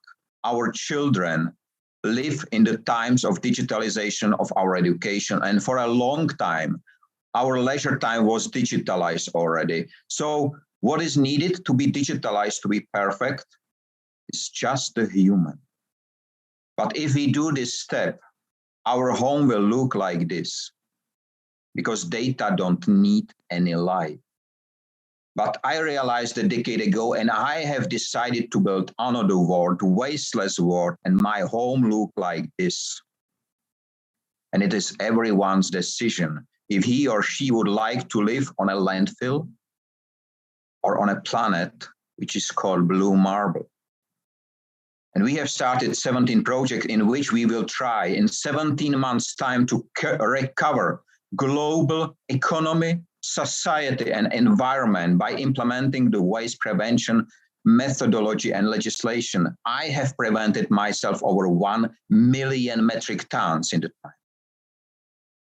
But now we have people in 92 countries covering 85% of global population.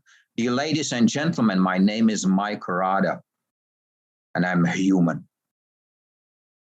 And this is the network which we already built within 1 year time.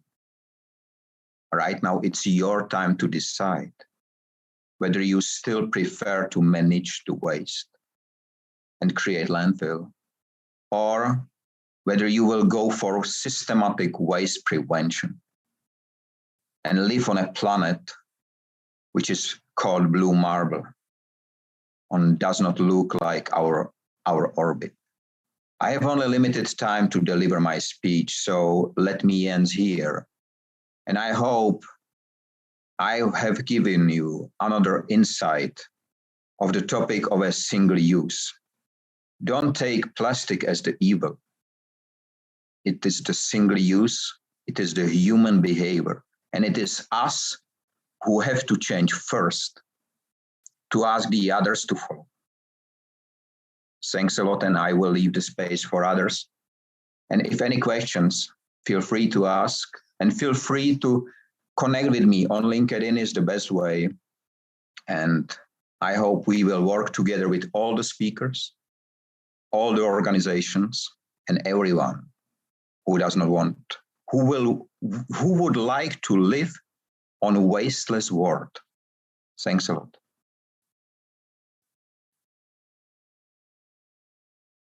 Thank you. Thank you, Michael. It's been a very informative as well as passionate presentation from your side, and you really made the mark the need of driving human behavior towards change. And segregation at source, I think we are over 80% of this problem, and we just need to then channelize it to recycling. But if we end up having a common bin, I mean, very simple tool for all of us to address this issue.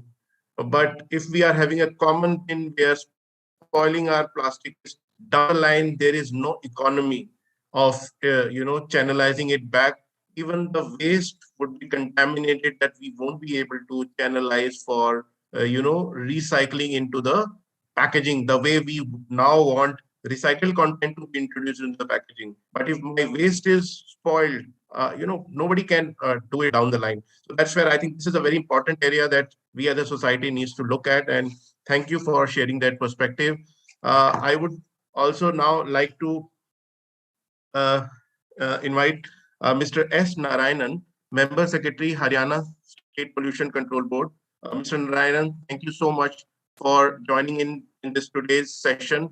And we are really excited to have you on in this dais, because you are the leader from the Pollution Control Board in a very industrialized, one of the industrialized states of India, that is Haryana. And now, with the kind of impetus that we have in 2022 to, number one, to look at new draft of the EPR legislation, which is now under discussion, and also coming up the single-use plastic ban. Yesterday, the PCB issued a notice to, or shared a circular to all the state board how to action the SUP. We had Mr. Dr. Vijay Singhal from Rajasthan State Pollution Control Board in this panel. He is on mute right now. So I was also asking the same question, that how as a person who is vested with all the authority to phase out single-use plastic, how we are making a balance that we are not actually disrupt the former industry or the plastics which are due for EPR, because there are two different policy that we are talking. One is for business continuity, which is called EPR, and other is for disruption in the economy, like stopping the production of certain SUP items. So there must be a very consistent understanding of the definitions of these, that what constitute in these definitions, so that there is no risk to industry per se, and also we have a very clear and consistent approach to phase out, and we deliver something good for the country and for our environment. Over to you, sir. Now your remarks.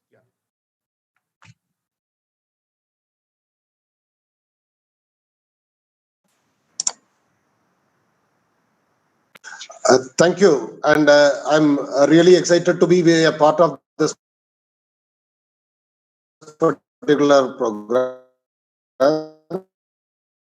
I first of all actually come to me and given me to rather take part in this very noble and very thoughtful process. I'm really, really thankful to you, and rather taking lead into this particular needy hour. This is very much required at and it is the actually we have to rather take up this one. And my sincere thanks to you, to the WeCare team for the entire thing. And I also see that actually you have taken up this particular project in 5 major cities in the first phase, and you are going to expand it further. So I extend my sincere thanks also and my cooperation also for this noble cause. I can say that this is one of the very important and required activity at this point of time. Anyway, that is one thing. And I was very fortunate to have the earlier program. I was rather actually having a very full length. I was listening to the entire program of Mr. Michael. And that was very good. And I was very impressed by the way he has presented it. And my sincere congratulations to him also. And as we all know that the new plastic waste management rules, when it was introduced in 2016, it was almost an eye-opener in many states actually. Though Haryana had already implemented way back in 2013, all the banning of plastics and all the things, we have done it. But in the national level, 2016, it was rather going on, as you all may be rather rightly knowing, it has been going on right from 1997, 1998, 2000, 2004, all the way it was actually evolving. But there was no bigger significant impact. Even in Haryana, we introduced it in 2013, a total ban on all the single-use plastics, all the major disposable plastic products, all the things we have done it. But at the same time, we have to admit, honestly, that at the ground level, many of them, they were not even aware of it, actually. That is one part. Secondly, implementation part comes much later. They were not even aware. Many of them were not aware. And even if they were aware, it is an easy product, actually. So everybody was actually trying to use it as a simple alternative and an easy, affordable solution for many of the things. Rightly, we have to acknowledge it. As Mr. Michael was very pointedly telling, actually, I have to rather agree with him on many, because I have done one paper on this plastic waste management way back in 2002-03 in the Europe country. And I was studying the way how they were actually managing the things and how we are managing the things. In that time, I was having an initial thing. It was very, very beginning of my career. And I was having a very initial thing that, like many of the common people say, that the plastic is rather an evil to the society, and it is more hazardous. That the one study rather changed my entire perspective. I can still vouch that the plastic is a very good savior of environment. I can say that.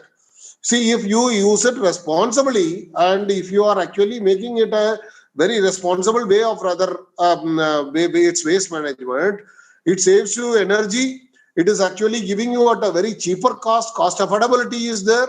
And in many other aspects, there is a better alternative actually. So you cannot, the way where some people rather actually shout that you ban the entire plastic. I don't agree with that. We have to use it wisely, and we have to rather actually reuse it, recycle it. And that is the best way of managing the plastics rather than totally banning it. And that is not a solution at all. Banning will rather actually end up in more and more energy resources, actually a depletion of many resources.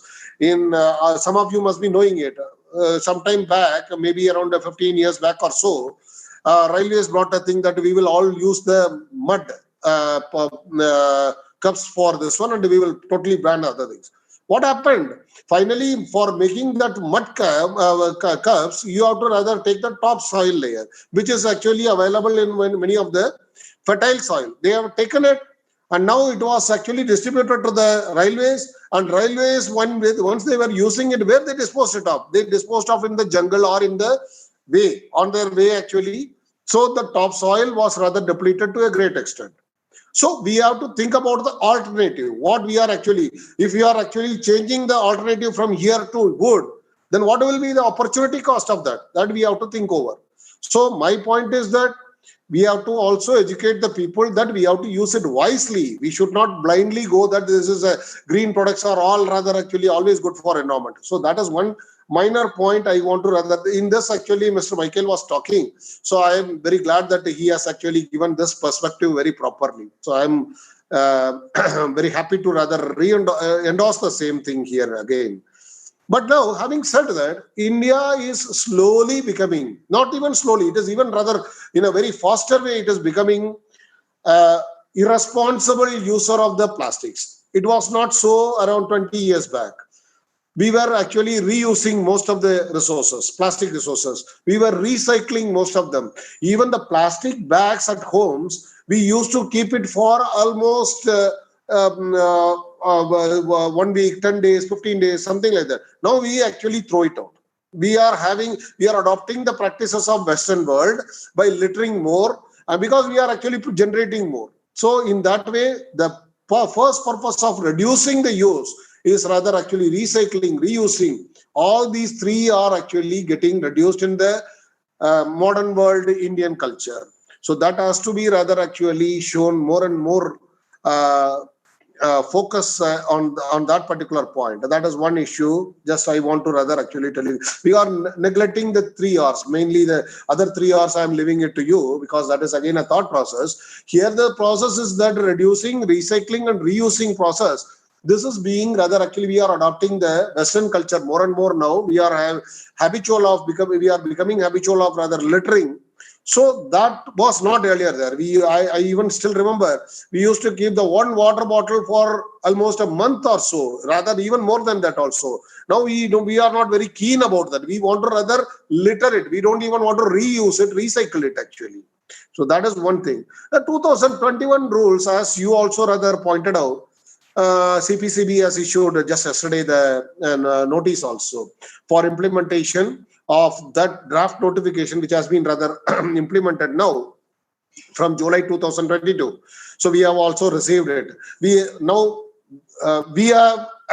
to internally sensitize this. I'm frankly telling you, many of the implementing agencies are not aware of this particular draft rule. So though we have been rather holding single-use plastic right from 2019, we started this ban on the single-use plastic as in a mission mode also. Prime Minister himself as a Swachh Bharat mission, he rather actually brought out many of the provisions and procedures for rather slowly doing it. Now we have come to a final phase of it, and we have to now ensure that there is a zero inventory on this one. And from July 22, we have to rather actually, but the main role of the board is board and environment department.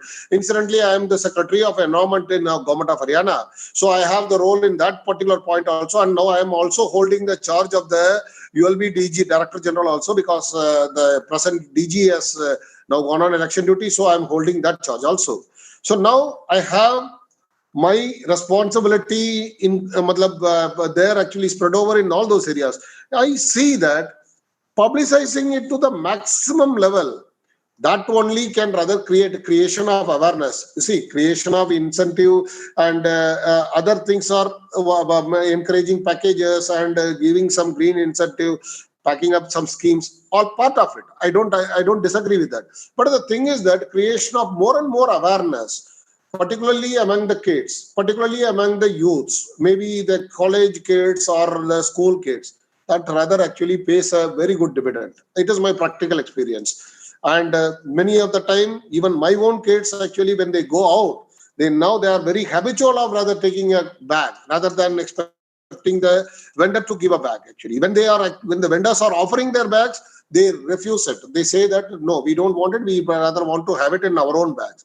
That sort of a awareness creation is more important, and I think actually we will be succeeding it in because Himachal is having a very good policy. Himachal, they don't rather use plastic bags in any of the areas, and that has been banned. In Haryana, of course, it is banned.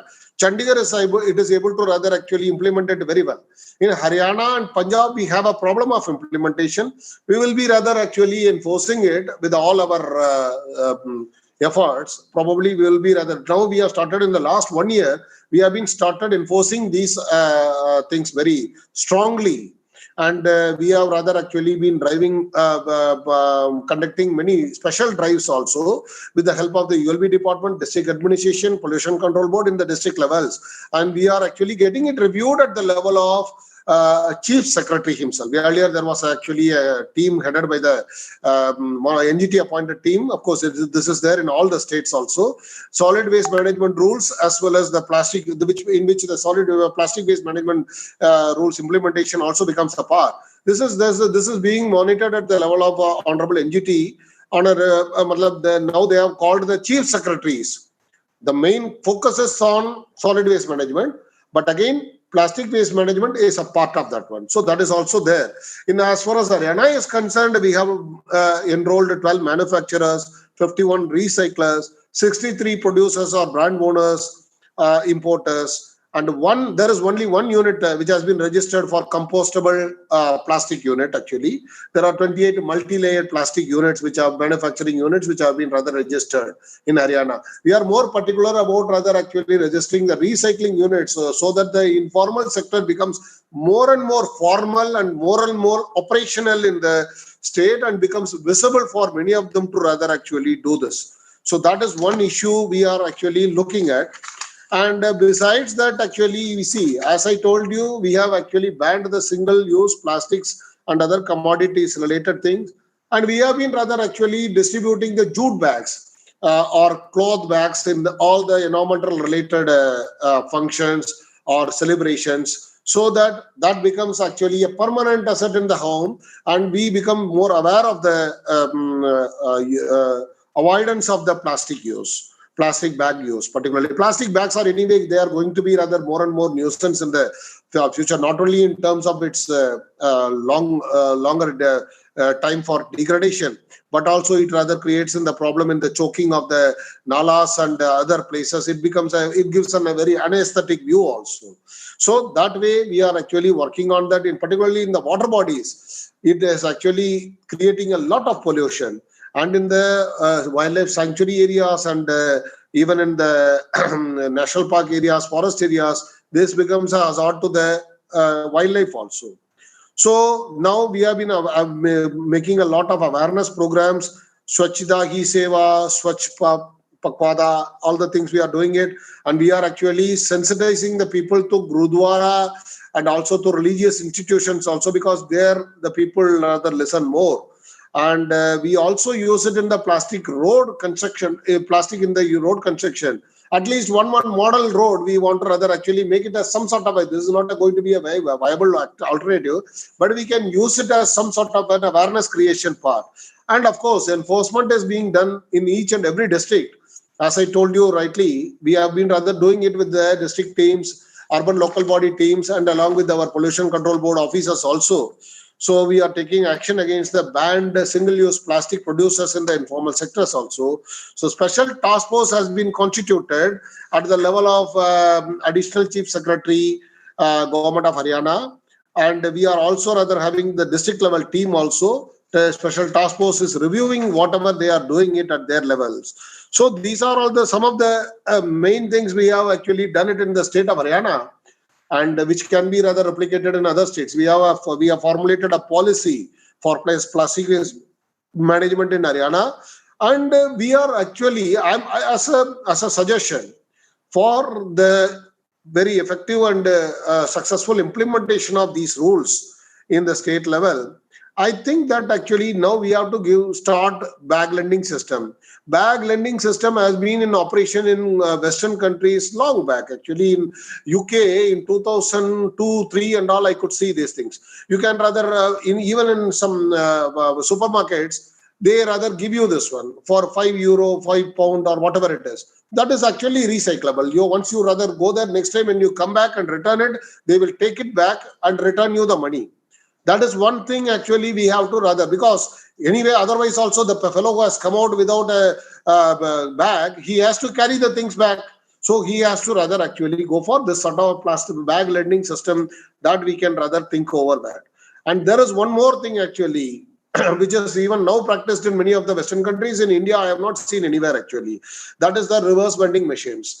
That reverse vending machines, if you are having a very big bottles, like whether it is water bottles or it is that rather helps us in the PRO, मतलब producer's responsibility. Usme that how it is actually you can rather actually keep this machine supermarkets and some common places where they will give you the receipt for how whatever number of recyclable plastic or even glass bottles you are giving it back. So they will give you a receipt for that. That can be rather used in terms of cash, which I have not seen it in India very in many places. At least it should be there. This is a very simple system which can be rather introduced, and that will ensure the producer's responsibility also. He is taking it back for a cost.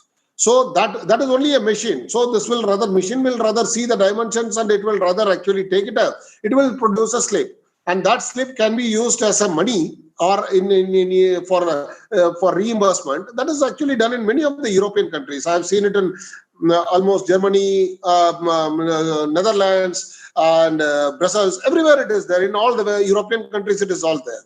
So that is one thing we can immediately introduce. So that is a cash incentive rather actually given to the individual households or individual consumer.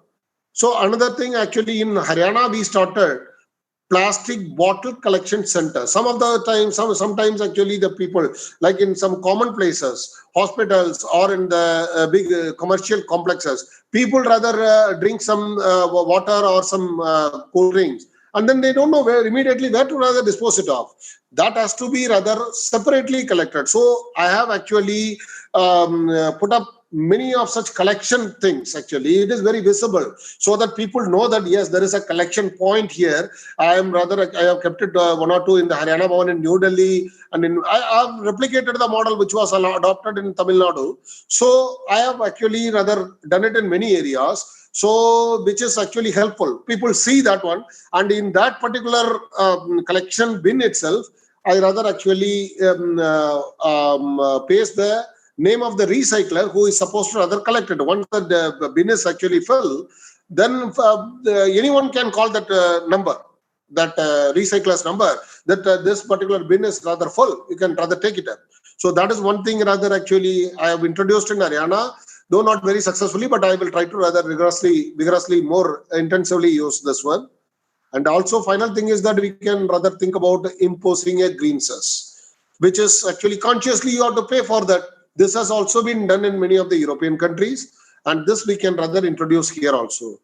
And finally, I can say that education is main thing, because that rather pay you rich dividends in the very recent future. You will rather actually start realizing it. So with these words, I once again thank the WeCare organization for their very valuable and timely initiative for this single ban on this single plastic waste in India and the management of plastic waste in India. Thank you very much. Thank you, Mr. Narayanan. We really are encouraged to know all the initiatives being undertaken by Haryana under your leadership, and we look forward to engage with you to take it at a scale. So we would now look at some of the questions that have been put up. I mean, we have a very small a time window for taking up the question. There is one important issue that keeps coming up, and some of the questions also there, that we look at recycling from the perspective of mechanical recycling, which takes the material to more or less towards a downcycling. I mean, doing that stuff. But when it comes to the new mandates under EPR, we need to look at the upcycling. So we also need, I'm leaving these points for your consideration, maybe for the future, is that how we can look at upcycling in our states, so that the waste that is being generated is channeled back to the supply chain and to the formal industry for integrating back into the packaging. So this is very important for all of us to look at, where there is very little infrastructure or no science on ground. But yes, this is something that we as a nation needs to look at it. With this, I would like to switch to Dr. Vijay Singhal again. Thank you, sir, for joining back again. Thank you very much. And I have actually gone through some of the comments also, and some people have also rather expressed very rightly. I am not actually telling it is something rather actually not factual and all. It is very factual that in Haryana also at ground level this has not been done. I myself accepted that part actually, because at ground level this has not been done so effectively, unless we rather actually do it both on all the fronts, by providing an alternative, by educating the people, by enforcing the things in the enforcement level. We are still trying our level best, and the state of Haryana is very committed to that cause, and we will be rather looking forward for all stakeholders to rather actually go along with us in this task. Thank you very much. Thanks for the chance. Thank you. Thank you, sir. Thank you for joining. Thank you. So, Dr. Singhal, over to you. I mean, in terms of the recycling infrastructure in the state, is there any kind you are doing to gauge the amount? We are very keen to As I said, we are very keen to enhance the recycling infrastructure in the state. We are setting up a waste recycling park, which is one of its unique initiative. And we hope through this park, we not only enhance the recycling in the state, will also make it more efficient, more economically profitable. And it's sort of, because we have selected a location in a way that is near to Haryana, Delhi, and Rajasthan, so that we get all the waste streams from this NCR area and able to do a good job, hopefully. And then we will also vigorously implement the EPR policy, as Mr. Narayan just said. All the states are geared up to implement the EPR. We are also trying to encourage the industries to collect their own waste. Like we are talking to the dairy industry, why not they collect their own empty pouches? So once you recollect their own waste, then the waste is more clean, homogeneous. Then you are able to recycle it in a better manner, rather than mixing the waste first with the municipal waste and trying to segregate through the rec pickers or mechanical means. Always better that at least some part of the recyclable waste is recollected by the generators themselves. So in sectors like milk, dairies, or maybe edible oils, this could, because they use a plastic which of very good quality. So this activity we are trying to encourage. We had meetings with the dairy industries. We are encouraging science that something like that can come up. So these are some of the NDVs we are trying to do. Hope we do much more with the cooperation of all the industries and all the stakeholders. Thank you. Yes, sir. Thank you. Look forward to working more closely with you on this. And Tusharji, any comments from your side? I mean, you have been at the forefront on the compliance side. What are your views in terms of the recycling infrastructure in the country? Yes, this is a very good questions. I think in this current scenario, which is going on, recycling infrastructure, this is very,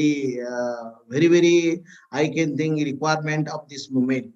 Because if you see, when you are talking about this target, which is fixed up by the government from 2023 and 24, plastic recyclate contain, how it will happen. What are the infrastructure? How many vendors are there? There are still many questions. It is not very clear, and it is very confusing for the brands. But when you are talking about, suppose some brands is wants to make some recycled content and 100% leg carpet or something like that. Who are the agency to certify? What will be the logo? And how it will, what will be the policy of this recycled content? So that picture and this SOP is to be very, very cleared, and more recycling infrastructure should be built. I completely agree, because unless you build properly, unless a proper SOP is there, we cannot achieve the target which is given in 2023 and 24. Yes, clearly mentioned this percentage of rigid plastic recycled content. This is a flexible plastic, but how and who will do it and who are the agency? So I think this is the requirement. More and more recycling infrastructure is required in India. Okay. Thank you. And I think we had a very good discussion in this session. And now over to Akram. Akram, can you please take the stage and confirm the next session, how it is going, and whether the panelists are joining or not. Thank you. And then we can move on to the next session. Right. Thank you so much, Kamal, and all our speakers. Tushar sir, especially Michael, always great to have you. Tushar sir is always dynamic in terms of sharing perspectives, and we are really happy to have Vijay sir and also the MS, Honorable MS of Haryana State Pollution Control Board. I can see Vijay sir is always busy, but still he gave us time. And MS was in a meeting, so MS from that he hurried up to the office to connect in Zoom. Honorable Minister could not join in the end because of the internet issue. And wonderful, I'm requesting all our speakers from the next session to kindly come with camera. I'm requesting you, I'm taking you as speaker. Kindly accept my request so that we can go ahead with our next session. The session we have now is a very important one, where we will discuss about the perspectives from the perspectives of circularity. So we'll take stakeholder. We have some leading recyclers of the country who are joining us, and we'll be sharing their perspective. And yeah, our moderator of the session is Ms. Urmi Goswami, who is the assistant editor handling sustainability for long at the Economic Times. So Urmi, welcome, and thank you so much. Thank you for having me and making me a part of this discussion. So, as you did you want? Sorry, I interrupted you. Right. Thank you. And I also welcome Ashish Jain sir, a veteran in this space of recycling and plastic waste. Yeah. And also welcome Sachin sir. Sachin sir, thank you so much for joining us. And two speakers will be joining us soon. So yeah, so the topic is from EPR to circularity. The very idea of EPR was to achieve a better plastic waste management infrastructure, and then how do we achieve circularity is all about that we're going to discuss. So with this, I will request Ms. Urmi to kindly take over the session, and we can start the session. I will request other speakers to join, so we can start with Ashish sir and with you. Urmi ji. Thank you, Akram, for the introduction. Basically, this session is about from EPR to circularity. I mean, from those of us who have been listening in through since the morning, we have been speaking about the first phase of it. Now, of course, we are looking at what happens next, because clearly single-use plastic is one part of our plastic waste. It is a big part of our plastic waste, but we will always have other waste as well, other portions of the plastic chain which will be part of the waste sort of component, and therefore the whole notion of for extended producer responsibility it becomes critical even in that context. So whether we are looking just at single-use plastics or a non-single-use plastic. But this conversation that we will have today is not just about EPR. It's about from where we look at EPR as the first step towards circularity, because that is critically where we need to be.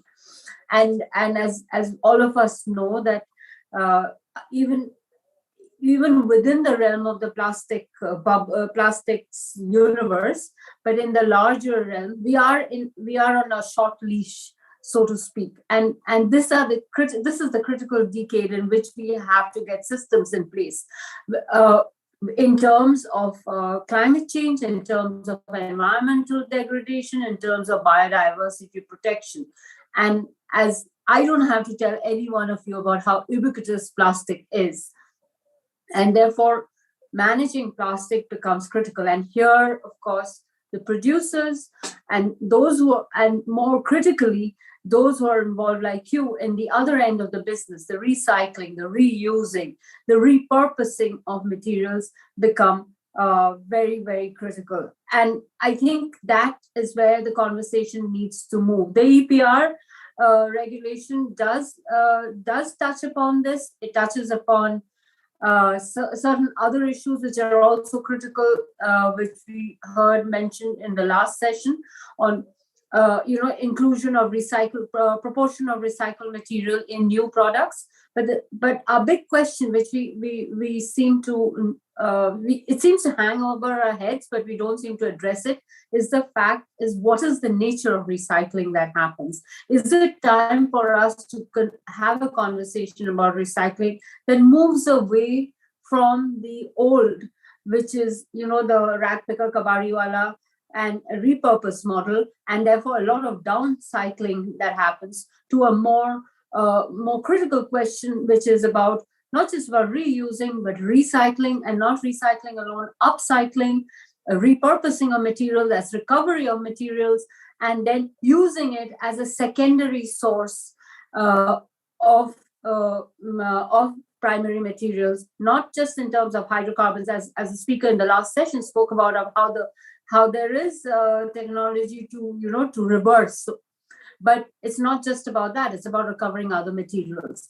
So to take us on this rather uncharted territory of for India, from EPR to circularity, where we acknowledge that we are not really all there, is where I would invite all of you to plug in.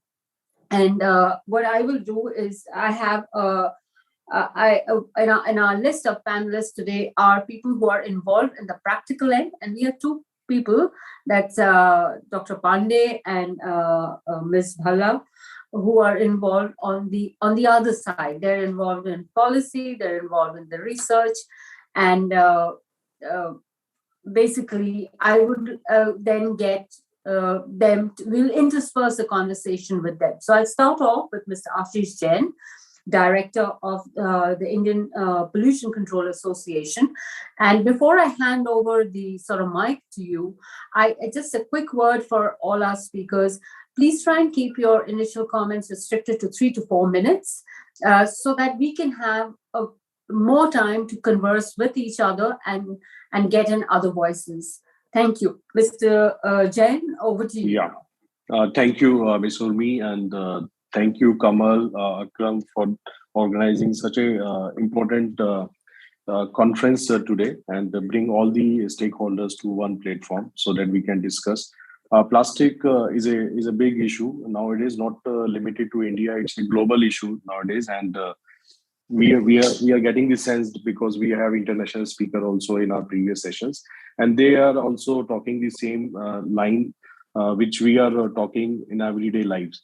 So plastic is a issue, and I think plastic means our behavior is more as a subject of discussion rather plastic, because we consume plastic and then we dispose in an appropriate manner, and then plastic become a problem, and those littered or the uncollected plastic cause pollutions in different way: air pollution, water pollution, and soil pollution. And to control all these kind of issues, Government of India brought some rules and regulations, and it's not new rules regulations.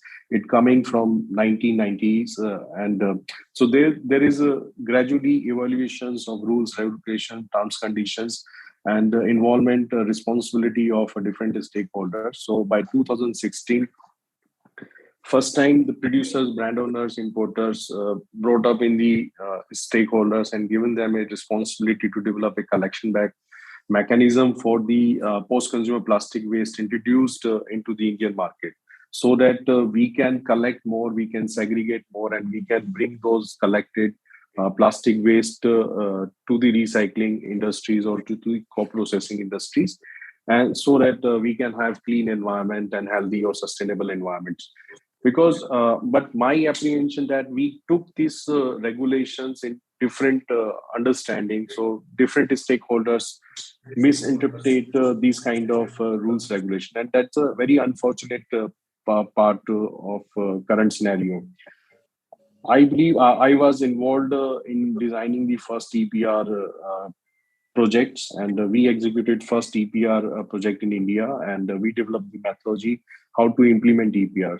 And WeCare was the first consortium, which I was part of that consortium in designing, developing, and executing the first EPR plan. And the original intention of doing EPR is to strengthen the collection, segregation of litter plastic, because that's the only that's the original problem. We consume different products, and we littered or we dispose post-consumer plastic or other products in an appropriate manner. Recording stopped. That's cause a issue. So we design Recording in EPR. progress.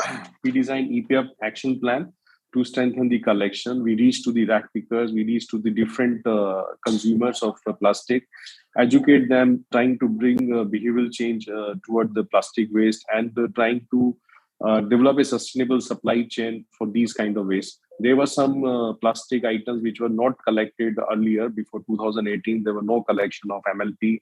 There was no recycling or co-processing of MLP. So after our efforts of executing first EPR, Ministry of Environment brought amendment to the rules, and they allow use of MLP with the condition that if MLP can be co-processed or used as alternate source of energy, then brand owner producer can use MLP. But now the co-processing is not the solution to MLP. There are a lot of innovation happened in last 4-5 years, and now MLP can be used for upcycling, recycling. It can be used for road construction. We also set up a recycling plant in Delhi NCR, and we are making very beautiful product for MLP and other low-grade plastic. We are making boards, and that can be used in different applications in automobiles, construction, and furniture. Mr. Jain, if I may ask you this question, you mentioned that one of the issues was about lack of people's understanding on in terms of collection and segregation. Yeah.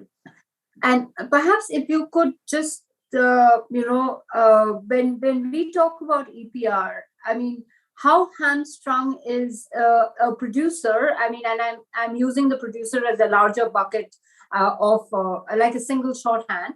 How hamstrung are they? What is their biggest challenge in discharging their duties if there is a problem about collection and segregation at source that is right from the household or the office, and that challenge is that and how critical a challenge that is, and what do you think should be done to address that? Yeah, because without that, all the responsibility in the world is not going to get us very far. Yeah. You rightly highlighted the main cause of the entire problem, because it's a responsibility of producers, brand owners, importers to develop the collection back mechanism for the equivalent quantity of plastic waste introduced by them through the sale of their product into Indian market.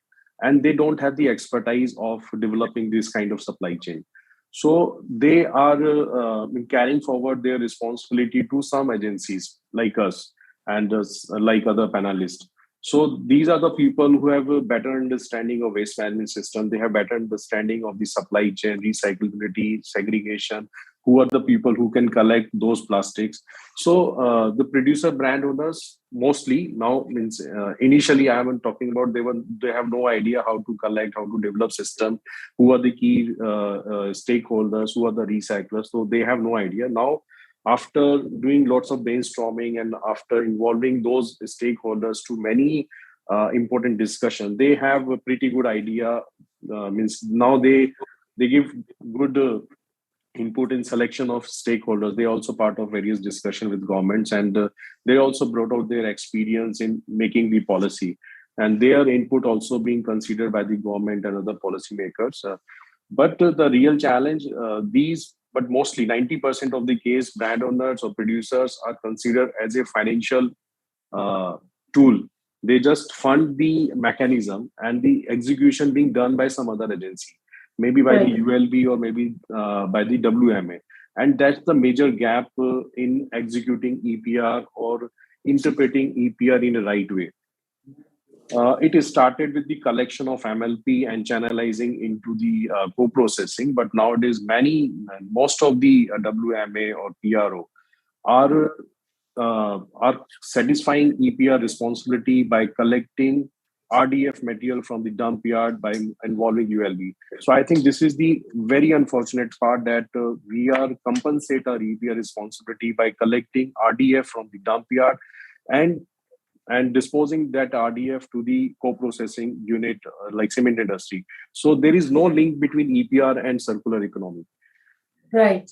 Through circular means by disposing your collected waste to cement industry, there is no point of talking on circular economy. No. Circular economy means you collect something which is littered or which is uncollected and bring to some good supply chain, make some good products.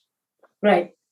Okay. Thank you, Mr. Jain. I will now move on to, and we'll come back to this conversation, but I want to get everybody to have their first say before we move into a conversation.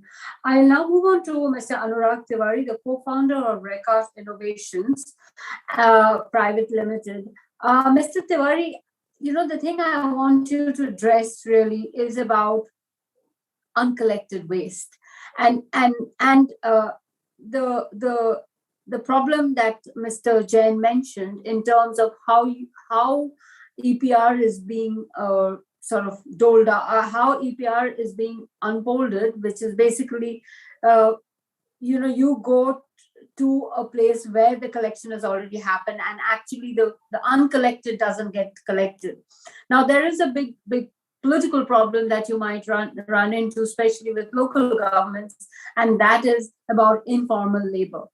Now, that is one bit of the conversation that we need to have. How do we ensure that this informal labor, is skilled enough to be able to do the job, which ultimately requires upscaling of materials? Recovery of materials doesn't happen properly because we have untrained, unskilled, informal labor. And I'm wondering whether, as you do your introductory remarks, you keep this in mind, because at the end of the day, in law, the producer is responsible. But how is the producer being hamstrung in actually living up to their responsibility? Thank you, ma'am. Thanks for. Mr. Tiwari? Yes, ma'am. I'm audible, ma'am. Yes, you are. Yes, you are. Thank you for raising this point. Yes, the bottom of the pyramid stakeholder means the waste worker community. They are actually requiring the most importance, our focus to uplift their livelihood and create impact in their life, create value in their life. The whole objective of the whole means all the efforts that we are putting together is to create a real change in their lifestyle. Yes, but as we discussed many times in many sessions, in many programs, the stakeholder who are financing this whole thing is the producer, or who are responsible for this whole collection and everything, the producer. But I want to add something more in this. Mm-hmm. Another stakeholder who is actually driving force for the whole process is recycler. Recycler is a guy who is adding value, who is creating value in the waste, converting waste into something which is having a more value. So if the material which is not having value, we cannot derive value from discussing or segregating something which is actually not having value. So lesser things. So if we want to make a bigger, means if we want to create value, we need to add value in that particular thing. So the recycler who can create circularity, the recycler who can create more money for all the stakeholders who are investing time, energy, money in the whole supply chain. So producer can involve 2, 3, 4, 5 rupees or 7, 8, 10 rupees into whole thing in Indian currency. But actually, the money who can means what will help the whole process is bigger than 2, 3, 4, 5, 10 rupees. It is 70, 80, 90 rupees. Like the Indian Oil is the biggest, one of the biggest buyer and supplier of plastic resin. They are looking forward to buy material at 60 rupees per kg. Means they will buy material on 60 rupees. They will fund this whole process. Why material is requiring 2, 3, 4, 5, 7 rupees from the brand owners? It is actually the funding partner is not the brand owner. Funding partner is the Indian Oil companies who are actually using reprocessed material as their post-consumer resin as a PCR in their creating the circularity in their whole ecosystem. So as our Prime Minister Modi has mentioned, Swachh Bharat 1 and Swachh Bharat 2.0, I think we should think about the EPR 2.0, and many brand owners are looking forward to work on this model. Like the new policy is mentioning about the recycling content and forcing about or asking brand owners to do recycling as a preferred thing, and gradually they are increasing the rate of mandate recycling for the EPR completion of that as a compliance. So right. Means they are asking industry to move forward for the recycling. So then if I understand what you're saying is basically the mandatory recycling component will drive producers and consumers of that material to invest in the recycling because they have to meet that target. Is that what you're saying? Ma'am, mandatory word is not voluntary or is not having the if somebody will do with their gut, it is not a matter if it is mandatory or not. So the brand owners, right? Circularity is not a choice. Circularity is for the survival. If we want to work together, if we want to work longer, we need to think about the circularity. And brand owners are thinking about circularity not because of the compliances, because of their responsibility towards the environment. We as WeCare working with many brand owners who are contributing their EPR targets for particular states and asking us to handhold and involve some recyclers, and they are involving themselves, the brand owners are involving themselves to take strategic decisions like what type of machinery the recycler is using or going to upgrade in their plants, what type of material they are sourcing. If they are not having material, with the funding of EPR, companies like WeCare as PRO are helping them or sourcing material on behalf of them and supplying material to the recyclers with that type of quality which is actually required for that kind of machinery what they installed on the basis of on the discussion we did with them, and they are making products means the resin.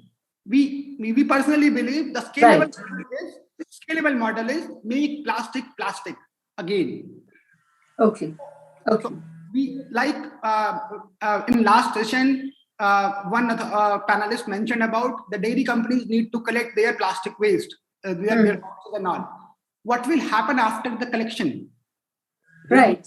They need to have a LDP plastic recycling machinery and plant or experts who will take care about this whole thing.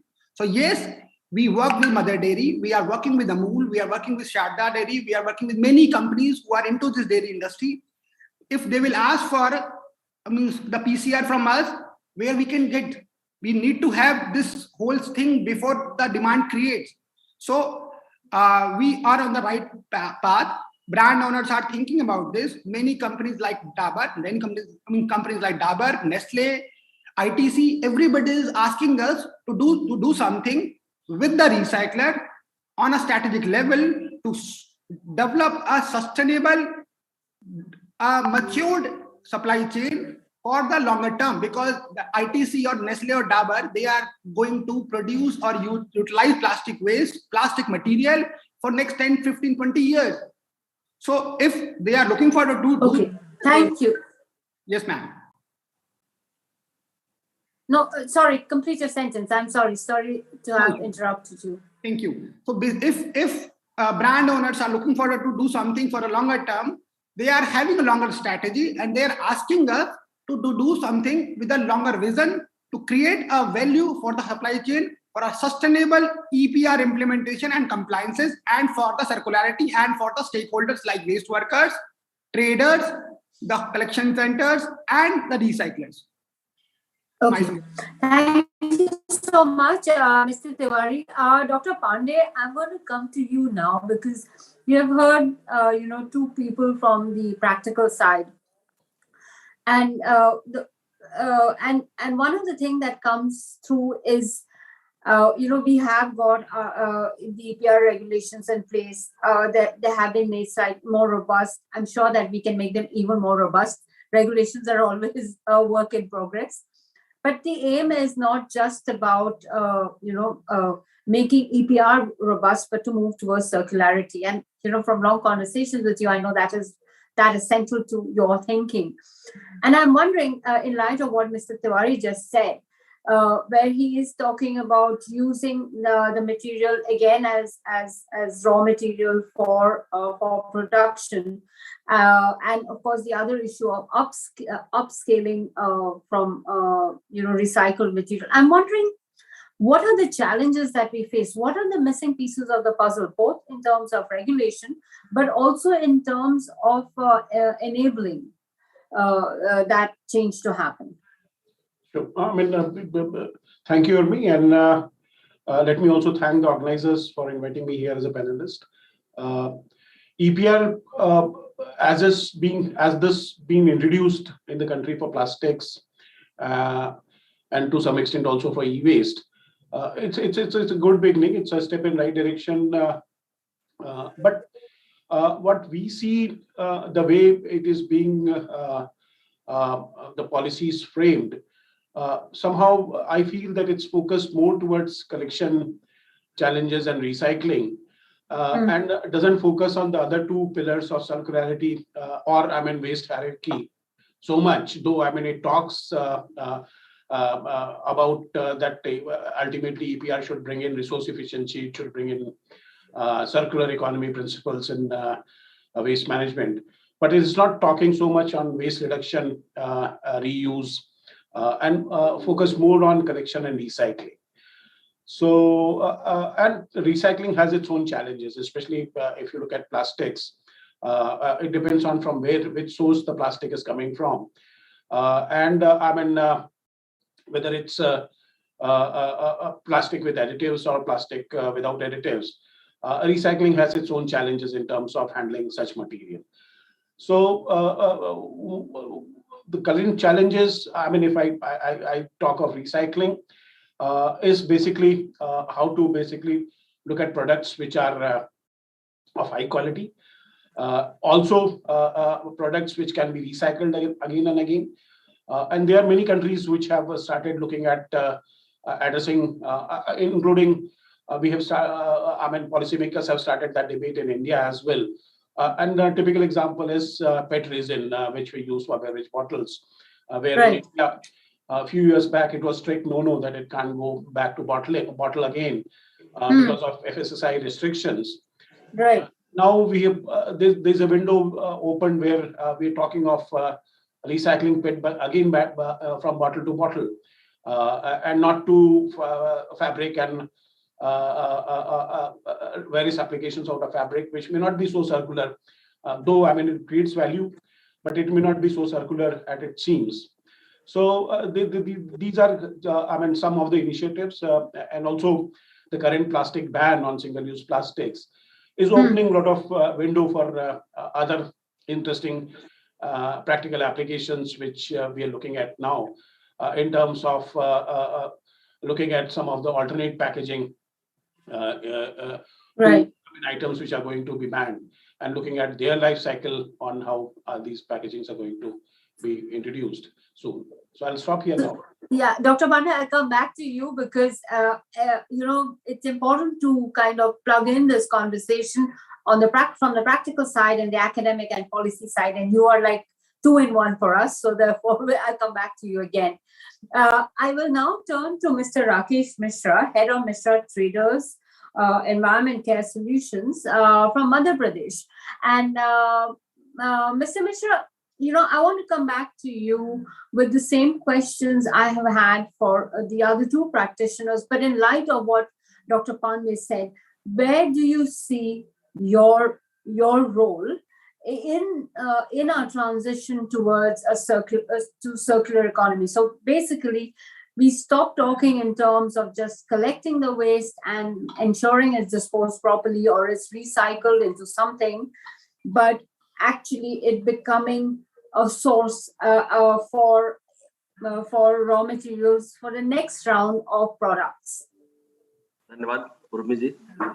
जैसा कि अभी सभी लोगों ने EPR के बारे में बोला और रह गया वेस्ट की बात, तो हमारा जो बेस है वो रैग पिकर्स से जुड़ा हुआ, कबाड़ बीनने वाले लेबरों से जुड़ा हुआ है, और हम उन्हें अनस्किल्ड बोलते हैं। लेकिन मैं तो ये मानता हूं कि उनसे ज्यादा स्किल हमें भी नहीं है, क्योंकि वो एक एक पार्ट को, स्क्रैप के या कि प्लास्टिक के एक एक पार्ट को हमसे बेहतर तरीके से जानते हैं। वही उसको कलेक्ट करते हैं, उसी को सेग्रीगेशन करते हैं, उसके बाद वो रिसाइकलिंग में या कि को प्रोसेसिंग में जाता है। और सबसे बड़ा जो EPR ने जीवन दान दिया प्लास्टिक वेस्ट को, ये जो डंप होते थे धीरे धीरे खत्म हो रहे हैं, और जो आज की डेट में स्वच्छ भारत मिशन जब से आया तब से इस कार्य में बहुत तेजी आई। और हमारे जितने भी यहाँ पे मेन आशीष जी हैं, काफी अनुभव है, और मैं तो ये मानता हूं कि सारी चीजें तो उन्होंने सामने ला करके रखी है। और मेरा सिर्फ कथन यही है कि रिसाइकलिंग में तो हम जा रहे हैं, और रिसाइकलिंग शुरू से चल रही है।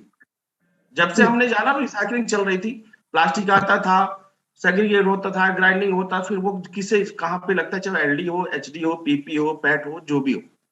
लेकिन मेन जो MLP का पार्ट आता है, अभी सिर्फ उसका एक ही है कि रोड कंस्ट्रक्शन में जाएगा या कि को प्रोसेसिंग में जाएगा। अगर वो रिसाइकलिंग में आता है तो उससे हमारे लिए, इन्वायरमेंट के लिए सबसे बड़ी जो जीत होगी, वो उसको सीट बनाने से लेकर के प्लाई बनाने तक, ये सारी चीजों में काफी हद तक उसका समर्थन मिलेगा उसमें। और एक बड़ा जो अमाउंट लगता है किसी भी घर को या कि ऑफिस को अगर बनाना है, तो उसमें लगने वाला फर्नीचर कम से कम, अगर 20 बाई 20 का एक ऑफिस बना तो कम से कम 15 लाख का फर्नीचर लगता है। उसके अंदर 15 लाख रुपए का तो लगभग मुझे लगता है कि प्लाई ही लग जाती है। अगर इस हिसाब से अगर हम MLP को रिसाइकलिंग में लेकर के जाए तो ये बहुत बड़ी अपॉर्चुनिटी होगी। और जो EPR का मुख्य उद्देश्य है, रिसाइकलिंग वाली चीजें तो रिसाइकलिंग हो रही है और पहले से हो रही थी, मेन जो उद्देश्य है EPR का वो पूर्ण होगा।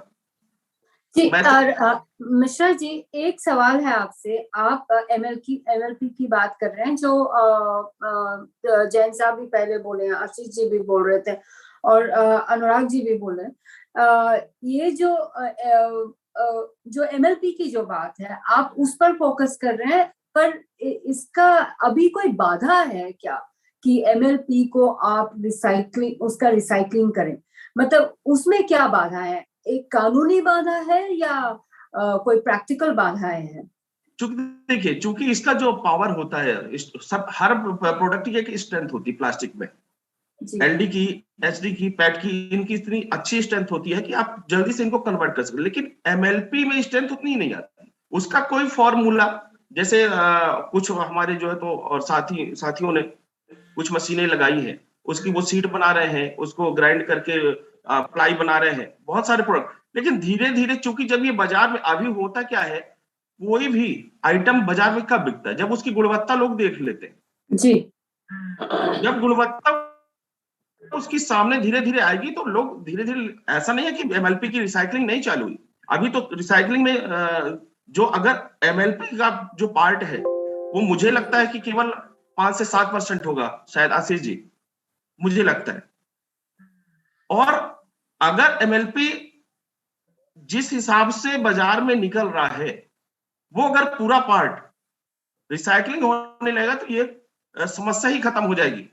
जी, होता क्या है उर्मी जी, जब किसी भी प्रोडक्ट की, किसी भी वस्तु की कीमत नहीं होती है तो वो बाजार में ढेर में पड़ा रहता है। आज पेट बॉटल की कीमत है 40 रुपए किलो है, वो आप उसको खाइए, एक साथ चिप्स और एक बॉटल पानी लीजिए, तो खाकर के आप रोड में फेंक दीजिए, 5 मिनट के अंदर वो पेट बॉटल खत्म हो जाएगी वहां से, लेकिन वो आपका जो चिप्स का पैकेट है वो वहीं पे रहेगा। क्यों? क्योंकि उसकी वैल्यू नहीं है। जब तक वैल्यू पे काम नहीं हो रहा है खत्म नहीं होगा, और धीरे धीरे संभवतः 2-4 साल के अंदर इसका तो बड़ा तेजी से लगे हुए हैं, और आने वाले समय तो बहुत ही अच्छा होगा एमएलपी के लिए। जो उद्देश्य है ईपीआर का, वो I'm in a meeting now. So, what you said your name is? वो उनका म्यूट, उनका ये खुला रहेगा, आप म्यूट हो गया। आप बताइए, सॉरी मिश्रा जी। जी मिश्रा जी, आप बोल रहे थे। मैं ये कह रहा था एमएलपी जिस, हेलो उर्मी जी? जी, मैं हूँ यहाँ, सुनाई दे रही है आपकी आवाज। तो वही एमएलपी के बारे में बोल रहा था कि जिस वस्तु की वैल्यू होती है वो बाजार से हट जाती है, और जिस वस्तु की वैल्यू नहीं होगी वो आपको ढेर में मिलेगा। जी जी जी, समस्या सबसे बड़ी वही है। अच्छा, चूंकि अभी जो प्रोडक्ट बन रहे हैं, चाहे वो सीट हो या कि किसी भी ऐसी चीज में यूज कर फाइल में है, तो जब तक वो प्रॉपर वे पे नहीं आ जाती और प्रैक्टिकली वो बाजार में नहीं आ जाती, उसकी लोग वैल्यू नहीं समझ पाते, तब तक वो जो है तो वो एक सिर दर्द है। लेकिन आने वाले समय मुझे लगता है कि एमएलपी ढूंढने से भी नहीं मिलेगा, जिस हिसाब से लोग उस पर काम कर रहे हैं। हमारा भी प्रयास है कि लगभग 6 महीने के अंदर एक हम भी एमएलपी की रिसाइकलिंग यूनिट डाल रहे हैं। राइट, तो okay, so that is great. So basically जो आप बोल रहे हैं कि there has to be an assigned value. जब तक हम वैल्यू नहीं देंगे तब तक उसका मतलब एक जो हमारा कलेक्शन का हम जो प्रॉब्लम बोल रहे हैं, that can be resolve through putting a market value on the MLP. But you know, I would like to involve Mishra ji, आप हमारे साथ रहिए जितना देर आप रह सकते हैं, क्योंकि मैं फिर आपके पास वापस आऊंगी। ये I would like to ask mister Sachin Sharma, founder director of GEM environment management. You know, this thing Mr. Mishra mentioned about the lack of value that creates a problem. What he's talking about is a solution that can bridge both a collection problem, a littering problem, and finding value. Where, to your mind, what is the intervention that we require right now to ensure that MLP has a value and has its place in the recycling sort of universe and upcycling universe, hopefully? Where do you think the intervention is required? Yeah, thanks, ma'am, and thanks to WeCare also for inviting me as a speaker in this webinar.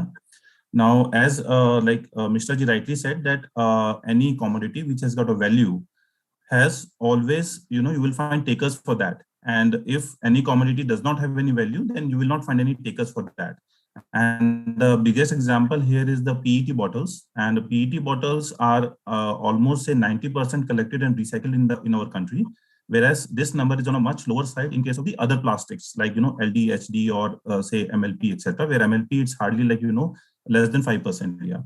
And what has happened in PET industry is this, that in PET industry there is a beautiful commercial model which is already there in the country, where this PET bottle are recycled to form the fiber, which is called as a recycled polyester staple fiber. And we along with our group companies, Ganesh and all that, we are the largest like recycler of this PET plastic bottles in India with a capacity of more than 1.5 lakhs ton per year. And going forward, as the government has also allowed this introduction of recycled content in the the food grade plastics also, so that will definitely give a boost to this industry in terms of addition of more recycling capacities. And once the recycling capacities will be added, so it will lead to better and higher collection. Now, so the important point here is that the economics derives all the most of the actions, and the product which has got a higher economic value, definitely it will be picked up from the streets.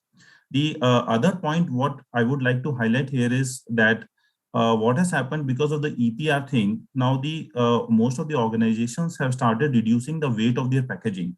Now, the PET bottle, which was earlier at 20 to 20, 1 liter PET bottle, earlier it used to be 20 grams, 22 grams. Now it is about say 15 grams, 16 grams. Now, what we have seen is that, the material, which is of a higher weight, even if it's a flexible material also, if you see the polythene sheets or a flexible material, which is thick, has got a higher weight. So definitely it will be picked up by the rack picker or the waste picker, or the people might reuse it. You see, the thicker bottles, people, they reuse it in India to store water and the, other things. Right. But if you reduce the weight of the packaging to such an extent, then it becomes difficult to, reuse it and also to collect and recycle also. So, right. Yeah, so that is a very, very important point here, because what we have seen is that the income of the rack pickers is gradually declining, because see, a rack picker can collect, a limited number of bottles every day. Say, for example, if we can collect, say, 10 kgs, sorry, not 10 kgs, say maybe 3 to 5 kgs bottles per day. So earlier, and he gets paid by the weight. So earlier he used to, get say X amount, then definitely now it's becoming X minus. Yeah, exactly. He has to collect X plus to get the same amount weight. Same amount, yeah. So my point is that to the brand owners is that, that you reduce the packaging, but it should not be reduced to such an extent, then the collection becomes totally unviable. Then in that case, this thing will become more and more problematic in nature. Right. Because if you see the problem with the MLP collection is that the MLP are like, for example, lightweight. It's a very, very lightweight, 2 grams, 3 grams, or maximum like 5 grams. So, there is no incentive for anyone to collect this thing. So if it is further reduced, say 1 gram or 1.5 grams, so it will become even tougher. Yeah, it will become even tougher. So, Mr. Sharma, I want to come back to you on that point, because there is Mr. Amarendra Kumar, who I haven't gone to yet. But Mr. Kumar, you're going to have to give me a few more minutes, because I want to just get in Dr. Pandey once again, just to sort of put you in, to ask you to sort of think about this while I go to Mr. Kumar. This thing that Mr. Sharma mentioned about producers reducing the weight of the packaging and it becoming unviable for collection. Now, there many conversations have happened, but isn't a central flaw in the Indian sort of recycling, circular economy sort of conversation when it comes to waste, is the sacrosanct place. It's almost the unviable place we give to the rack picker and the kabariwala. And perhaps it is time for us to relook at how collection happens, the role that these people play. Because frankly speaking, in no universe should it be right for a 12, 13, 14, 15-year-old boy to be rummaging through waste to make earnings possible. It shouldn't be the case. And perhaps it is time, therefore, we relook at this conversation. There's a sociological aspect to the EPR, to the circularity question. So while you're thinking about this, I'm going to rush to Mr. Kumar, who has been very patient, and I'm going to ask him a version of the same question, and which is, when you look at, through this session, we have been having this conversation, which is focused on a couple of things. One is, of course, the collection issue and the problems that have now presented itself on that end. Then there is the technology or the issue, and then is what you do with the recycled material. Are we recycling or are we mining it for new material? And I'm wondering, as somebody who actually runs, you're a whole-time director at Ramki, and vice president of, I'm sorry, I've mixed up the two parts of your company, but basically Ramki is a big player in the waste in the waste universe. And I'm wondering then, how do you look at it? How the situation where we are now? Are we just trying to clean up what we have, or are we actually making the transition towards circularity? Thank you, Urmi. And first of all, let me thank Policy Times and WeCare for organizing this and inviting me over here. On the first note, let me just quickly correct a couple of things. As Ramki, we are the largest waste management company in India, and we handle almost 7 million tons of waste every year. And we are one company which is also ensuring that the Singapore stays clean the way it is, because we handle the entire city cleaning, airport, and operations of Singapore as well. So whenever you visit the Changi airport, always feel proud that there is an Indian company which is keeping Changi the way it is, and that company is Ramki. Now coming to the specific subject, what we are here to discuss. And I just want to take a moment to run 2 slides, if I may. Sure. So I hope the screen is visible for everyone. So as EPR as a subject is something which is very core to our organization, because we are one of the largest EPR players in this country. And we really have been working on this concept since the time inception, since the concept started to come up. We believe that as EPR, as a concept, is a fantastic and a beautiful collaboration model. And it's a collaboration across spectrum, across agencies, across bureaucracy. So on one hand, we have the producers, we have mass consumers, we have the informal sector, the rag pickers, which Mr. Pandey is going to talk about, and I also have a short story to share over there. We have these urban local bodies, we have the waste management agencies like us, we have recyclers like us, and we are co-processors like us. So we are present across these 3-4 spectrums, and we have the regulators like CPCB or MOER. It's a beautiful concept, and the thread runs across all these 8 stakeholders. And unless all these stakeholders are completely aligned and see a single version of its execution, the beauty of EPR will still remain on the paper, while we'll have some of these shining cases somewhere in the country. So this is something which we always look at as an organization, that yes, EPR has been there across the world and EPR has been there in India, but has it been able to really solve the problem on ground? Probably no. And these are just 2 pictures. One from a global example, which is very, very well displayed. I'm sure you all have seen this picture. And the second one from a city which I don't want to name, but it's known as the Innovation Hub of India. But look at how the plastics is being handled in the innovation capital of the country. So while there is so much which has been done, but there is so much more which is supposed to be done. So that brings me to what as a company we believe can drive EPR to achieve its ultimate objective, which is to achieve true circularity. First and foremost, infrastructure creation. Unless we create infrastructure, right infrastructure across the country, not just at few centers or few pockets, we will not be able to achieve what it is ultimately destined to. And at this point in time, I just want to talk about a small issue, and there are reports out there. The recycling which is happening today, in the way it is happening today, there is a massive generation of microplastics inside these plants. And these microplastics are ultimately going to inside the people who are actually working on those premises. And after 10 years of working in a plant, which is largely prevalent in India today, the surveys, there is a huge quantity of microplastics which is already getting into these people. That's a problem which nobody wants to talk about, but that's the problem which we want to address by right infrastructure creation.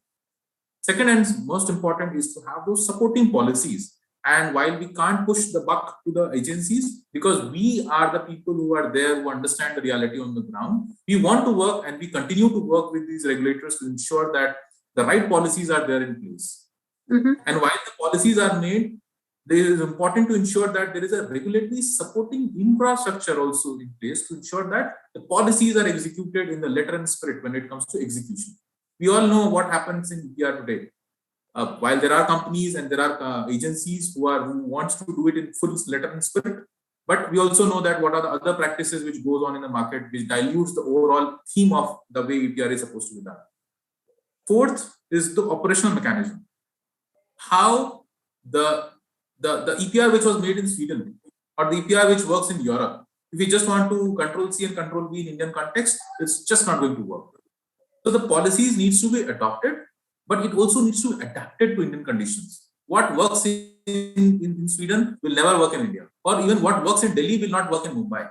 We are a country which is so diverse, having such a different demographic, that even the policies needs to be tailored at regional levels. I don't even believe in a national policy. There has to be a regional policy to support the execution of this entire EPR, and having those right ecosystem catalysts, for which we believe that the MRFs, the source segregation centers, the dry waste collection centers, those are the right catalysts. The vehicles which are having 4-pin concepts, those are the right catalysts which will help to drive this entire.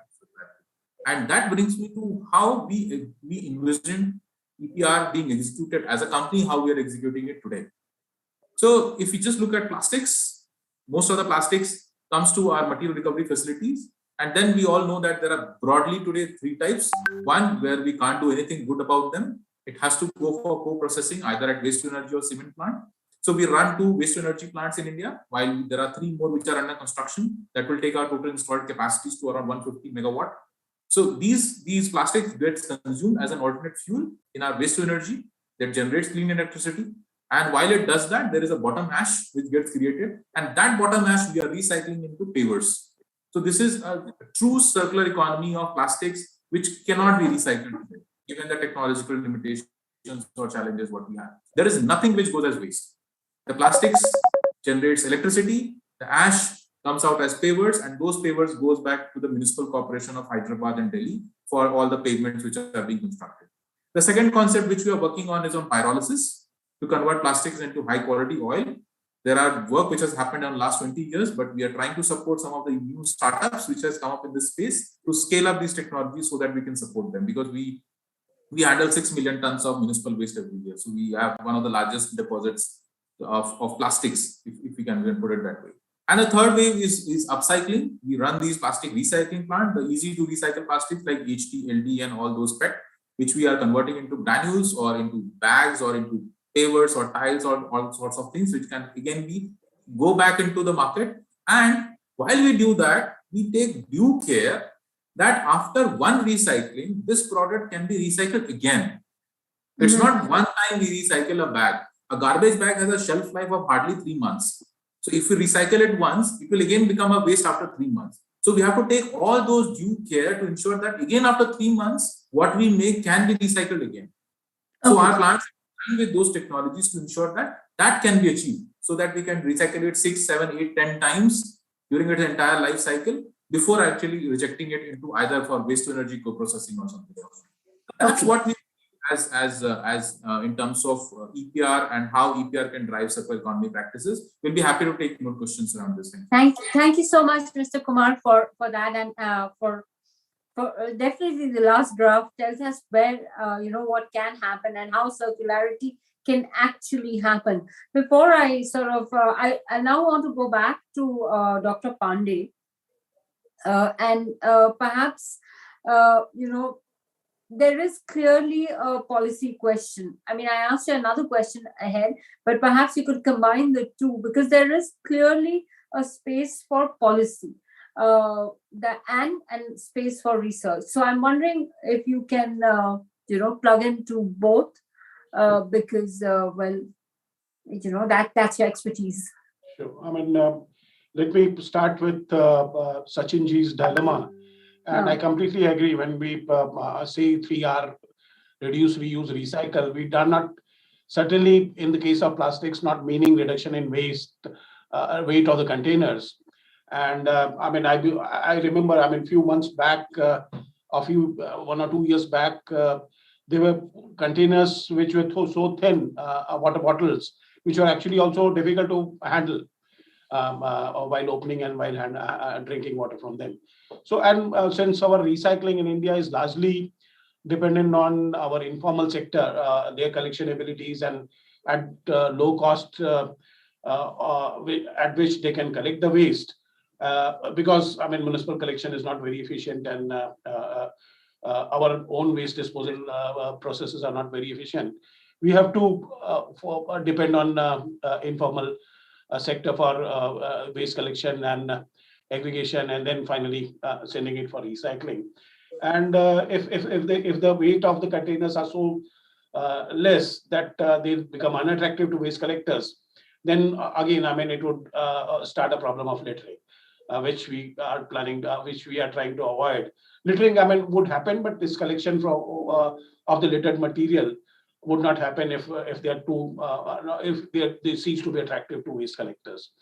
So I completely agree. And when we see, and there has to be some mandate to producers of or users of these containers, that they should adhere to minimum thickness of all the containers, so that I mean it's effectively picked up on discarding and go for recycling. And waste reduction in that sense, in my interpretation, is actually not actually going for using or acquiring something which you don't use or which you don't want. So unnecessary buying or unnecessary accumulation of things should be avoided, and that is where waste reduction actually fits in more, as per my interpretation. Of course, I mean, in classical terms, it also applies to industries trying to reduce their waste in production processes. Second, I mean, what was the other question which you'd asked? I had basically asked is it time we relook at this question of how we manage the waste, how we collect the waste, because that's a critical. I mean, there are three parts to this conversation, right? The collection, the recycling, which includes upscaling it, and the mining of, and finally the mining of materials in the recycling. So recycling for upscaled products and recycling for resources. Sure. So that's mining for, and whereas is it time we start looking at this slightly more differently than we are looking at it now? Sure. So collection actually has to be facilitated by, I mean, it has to be joint responsibility model, as I mean, EPR actually doesn't talk of joint responsibility model, but we strongly believe that successful implementation of EPR has to be good partnership between city governments and brand owners and manufacturers and PIBOs, which we call in EPR. It has to be good partnership between these two entities. And in previous session also, someone was saying, I mean, I believe Member Secretary Haryana State Pollution Control Board was saying that there's a need to put up collection receptacles in cities at the place where they are visible. And whenever people like to discard something, they know they have easy access to such places where they can discard. Initially, maybe we can do away with looking at segregating that into a lot of other different categories, even if like the basic segregation which happens at the airport can be, or at railway stations can be tried. There are challenges in installing such receptacles in cities at suitable locations, but it has to be started somewhere. And manufacturers and producers and city governments will have to work closely to basically provide those facilities. So, and also then we'll have to look at rescaling, retraining people who are now involved in primary collection, because primary collection will no longer be their job. Or their source of income. Actually, it's not a job, it's a source of income and livelihood for them. You know, there's a question from Michael Rada, who was a panelist in the previous session, is whether one should look to Europe as one could look to Europe as a model, because considering that Europe puts all its waste and sends it off, sends it off. Have I got your question right, Mr. Rada? Completely right. Completely right. And I'm wondering if I can sort of put another spin to Mr. Rada's question then, and say that we talk about globalize. I mean, I know supply chains are a big question, big issue right now, and we all talk about it. But is there a way, basically, we can have a better global sort of mining for more materials that's possible?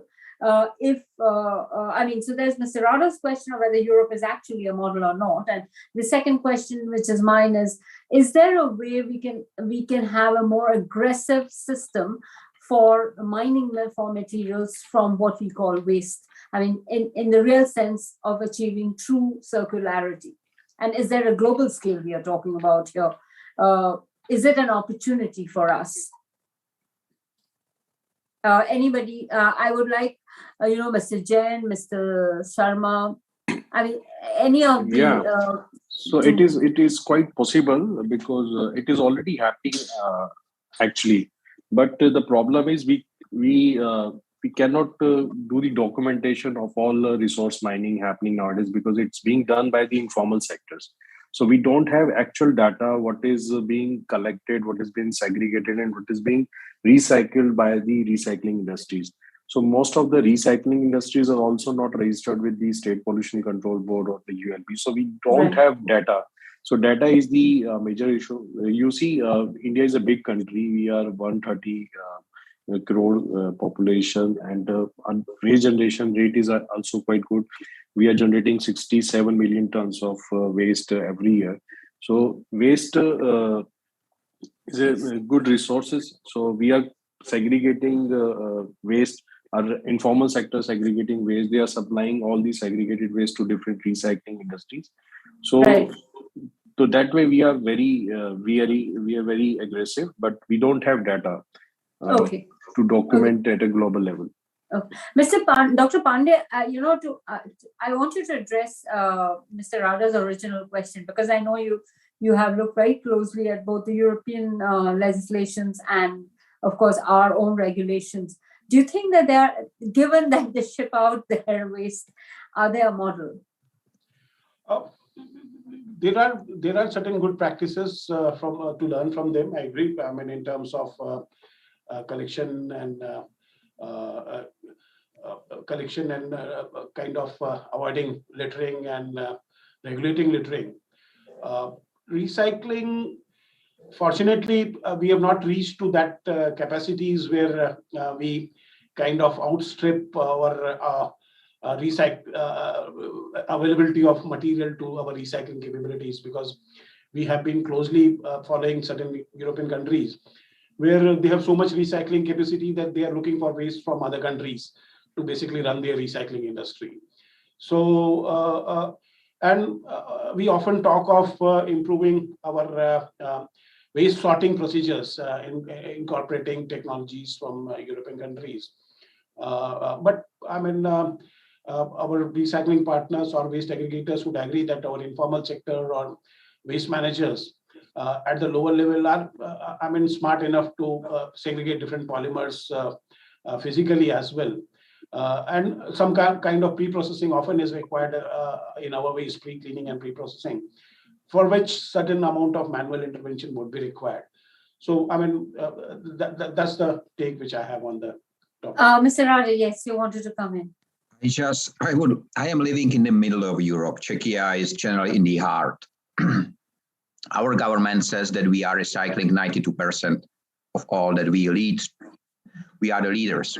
The reality is 12. There is 18%, 80%, 80, which is the difference between the governmental numbers and the reality.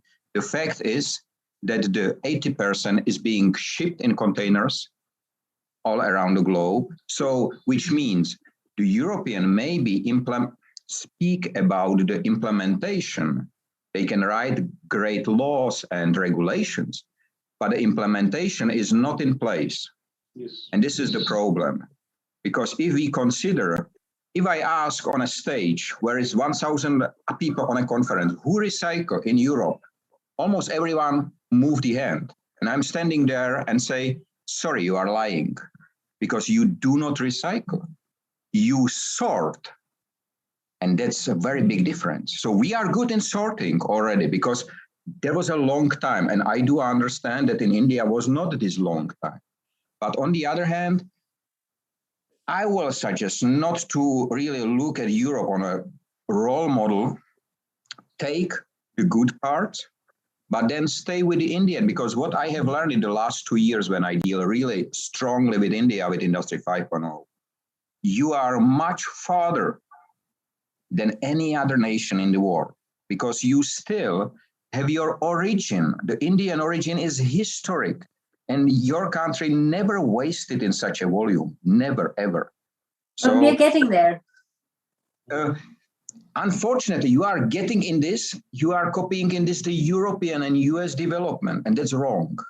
Because you are original, you are one, get back to your roots. This is what I'm teaching in Industry 5.0. Get back to your, and be proud on your Indian roots. Because you are better than us. Right. And I am, as I said, I am living in the heart, and I'm sorry to say that, but this is the reality which I see for the last 2 years. So please be as good as you are, go forward, don't copy us, we are not good. But if you will go with Industry 5.0, I will be very happy, of course. Of course.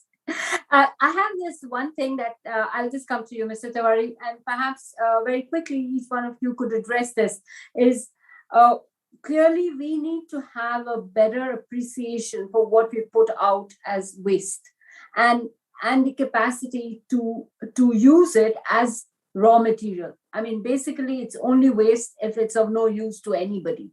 And that part of the conversation is where the circularity resides. What needs to happen now, going forward, for that to happen? Because everything else will sort itself. You know, you won't be using pre-teenage children to pick up your, to collect yours, to sort through your garbage. You will learn to do it yourself. As you know, as Mr. Ji, who I think has now not with us at this moment, mentioned, is if you put a value on something, that's when we will see movement in it. So how is it, what is it that we require to do to create value in what today we call waste?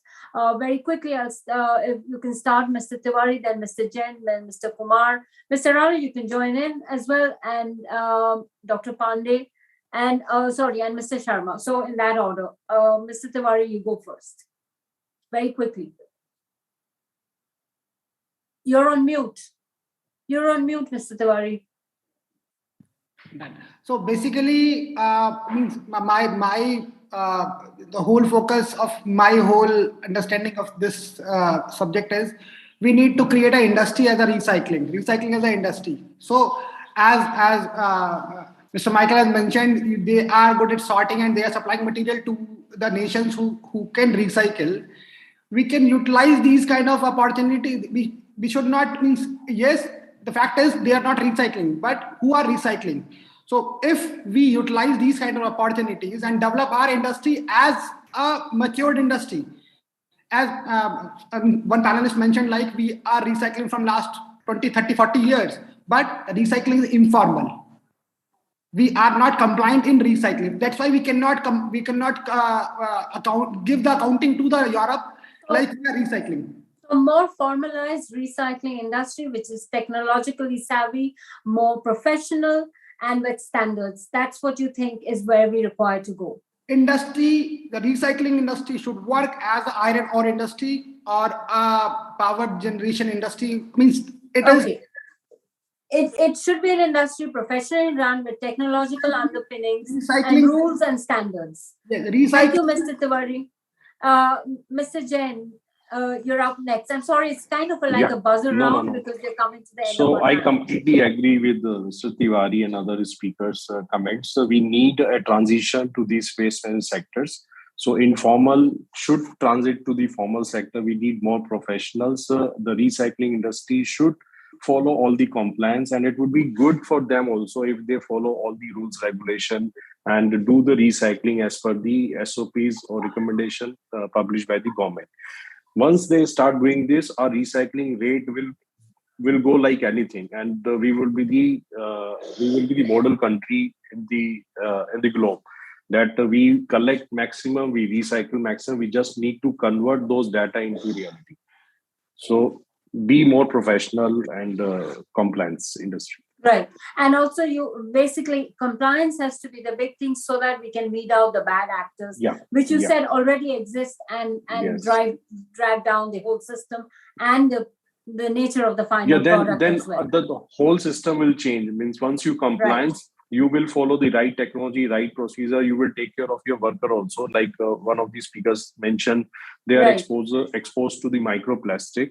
So once you go for the registration and you do all procedure as per the standards, so workers' health will be taken care of. Again, taken care of. You know, what you mentioned, of course, is very true for your industry, but it could implementation and compliance are a problem, I think, in this country across the board. So you could be talking. So we means it's not a single person or single authority responsibility. It's a collaborative approach. And as an Indian, as a citizen of the country, this is my responsibility to do the right thing in a right way. And we should ensure the regulations are there so that we can nudge the people who are not really interested in doing the right thing to do the right thing. Mr. Kumar, if you were to look at, you know, what is the thing we need to actually move towards circularity? You gave us a very nice diagram, but now what is it that you expect? So I think for me, two very clear and actionable takes on this. One, strengthen and support the informal sector and stop calling it informal and make effort to make it formal. That's what we have been doing it. And in fact, some of the 5,000 to 7,000 people which we have on ground, most of them were generation practitioners whom we have onboarded into our company as our employees. So that's how we do our bit to ensure that this informal to formal transition is catalyzed. That's one. Second is work on integrated recycling parks. That's something which is a need of the hour as a country today, given the kind of scale, volume, and demographics what we offer. See, recycling has always been a fragmented industry, and because it has been fragmented, it is burdened by a couple of things: high overheads, less bargaining power, and not being able to scale the operations. And if you look at multi-commodity recycling, there are so many synergies which can be driven across different types of waste which we generate. So as a company and as an individual, both we are championing this cause of integrated recycling parks. We have been able to set up a couple of them, not across all commodities, but across select commodities we have been able to do. And now we are working actually on a project on an integrated recycling park spanning 17 commodities, which we are putting up in Hyderabad.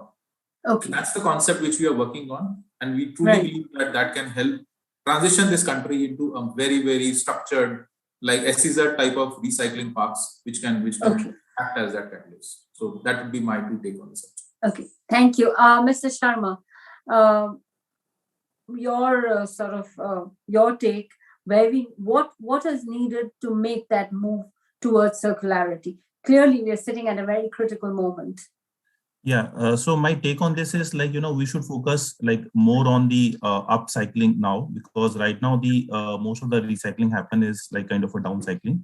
And so we need to, continue to invest in research and development to create, the newer products, new value-added products particularly, because if you see like, before last 2-3 years, most of the MLP was going for the co-processing only. But nowadays, like, with the research and development in this sector, people have started using this MLPs for various value-added products, and this has led to a good demand of the same and has led to the higher collection rates. So research is, I would say, the key here. Dr. Pandey, thank you, Mr. Sharma. Dr. Pandey, this to you specifically, my question is, where does the government focus next? Because we are talking about circularity in a pretty circular manner, which is we're still looking at the waste thing. But suppose I look at circularity as part of the larger issue of climate change and environmental degradation. So bringing down crude imports, lowering dependence on fossil fuels, because that's where plastics comes from, and where do you think the next set of regulatory interventions should come? And in terms of research and development, what kind of interventions would you expect there? Again, what do you expect the government and think tanks like yours to do? Sure. I mean, what I'll suggest is government needs to, and I agree with all my co-panelists on their suggestion. Government needs to work now very closely with producers, manufacturers, collectors, PROs, and recyclers. What would happen is the EPR is now in its early days. At some point of time, we would look at creating a recycling fund through funds which are received from producers and brand owners to fund the recycling operations. And some amount of this recycling fund, as Mr. Sharma indicated, that some money should be going for research and development. So some amount of this should be earmarked. I mean, typically 10% or so should be earmarked for these research and development needs on how to improve recycling processes, how to look at design elements in the products which facilitate recycling, easy collection, easy recycling. So that would then, I mean, at least address that financial bottleneck that we don't have enough money to basically value add or try for upcycling. Yeah. Okay. Mr. Rana, very quickly, I wanted to ask you, where do you see the opportunities for collaboration between India and the EU on this issue? Because it's clearly a problem at both ends, at different stages or different ways, but it's still a problem. From my point of view, I will not concentrate only on recycling. I will concentrate on a bigger scale, which you mentioned. In general, I will answer your previous question by two sentences only. The first one, anyone for whom is waste a value will never try to prevent waste happen. That's the fact. The second is, if I am entering a company, I'm asking only one question to the CEO. Do you want to generate waste or profit? Mm-hmm. There is nothing in between, which means if we concentrate, and this is why I advise India to really stay with them, stay with you, because you can avoid a mistake which has been done in Europe and the US. If you invest too much in a recycling and at the end you realize, which millions of people in the world realize already, that waste can be prevented, what will you do with your factories? Because there will be no waste inside. Of course, we will all the time have some waste, but you can imagine Sweden, great example. They built burning facilities for waste. And because the capacity is over, so they import waste, secretly import waste from all over the Europe, just for their own people not to know. I don't want India to do that. That was a mistake. And don't be the collector of global waste. Please be beautiful country of strong people, wise people, and don't try to be smart, because the smartphone is one thing, but only this Nokia was 3 years after this is the only phone in history, which was 3 years a business phone globally, number one. And since then, I call it a wise phone. So I advise India, please be wise nation and try to prevent waste happen and be the role model for that. That's my advice. Thank you so much. And on that note, I just want to thank all of you for being for this rather very interesting discussion. And I would like to hand it back to Anwar. For Akram, sorry, I want to hand it back to Akram and Kamal. Thank you so much for organizing this, and I hope it has been as much fun for the panelists as it has been for me. Thank you. Thank you, Urmi. I think thank you. There cannot be a better moderator for this session than you. You have very rightly, brought a lot of points out of these, one of the best brains working in this sector. And I really congratulate you for making a very useful session that we all can enjoy and cherish. And I'm sure all the people who are watching us through webinar, our YouTube channel, and or on our website, they are thoroughly enjoyed the whole session. I can see the attendance of our session from 10 o'clock till now is pretty the same.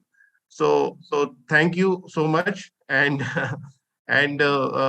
we would continue to work around organizing these kind of policy dialogues, and next 4 policy dialogues are already scheduled to be held in various regions: northern, southern, eastern, and western.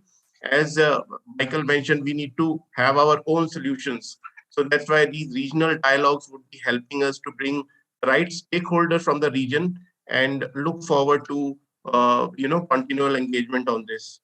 So with this, we end this session, and we thank you so much to all the participants and the panelists. Thank you. Let me wish you all have a nice time free of waste and wasting in all its forms, and stay safe. Thank you. Thanks a lot. Thank you. Bye-bye.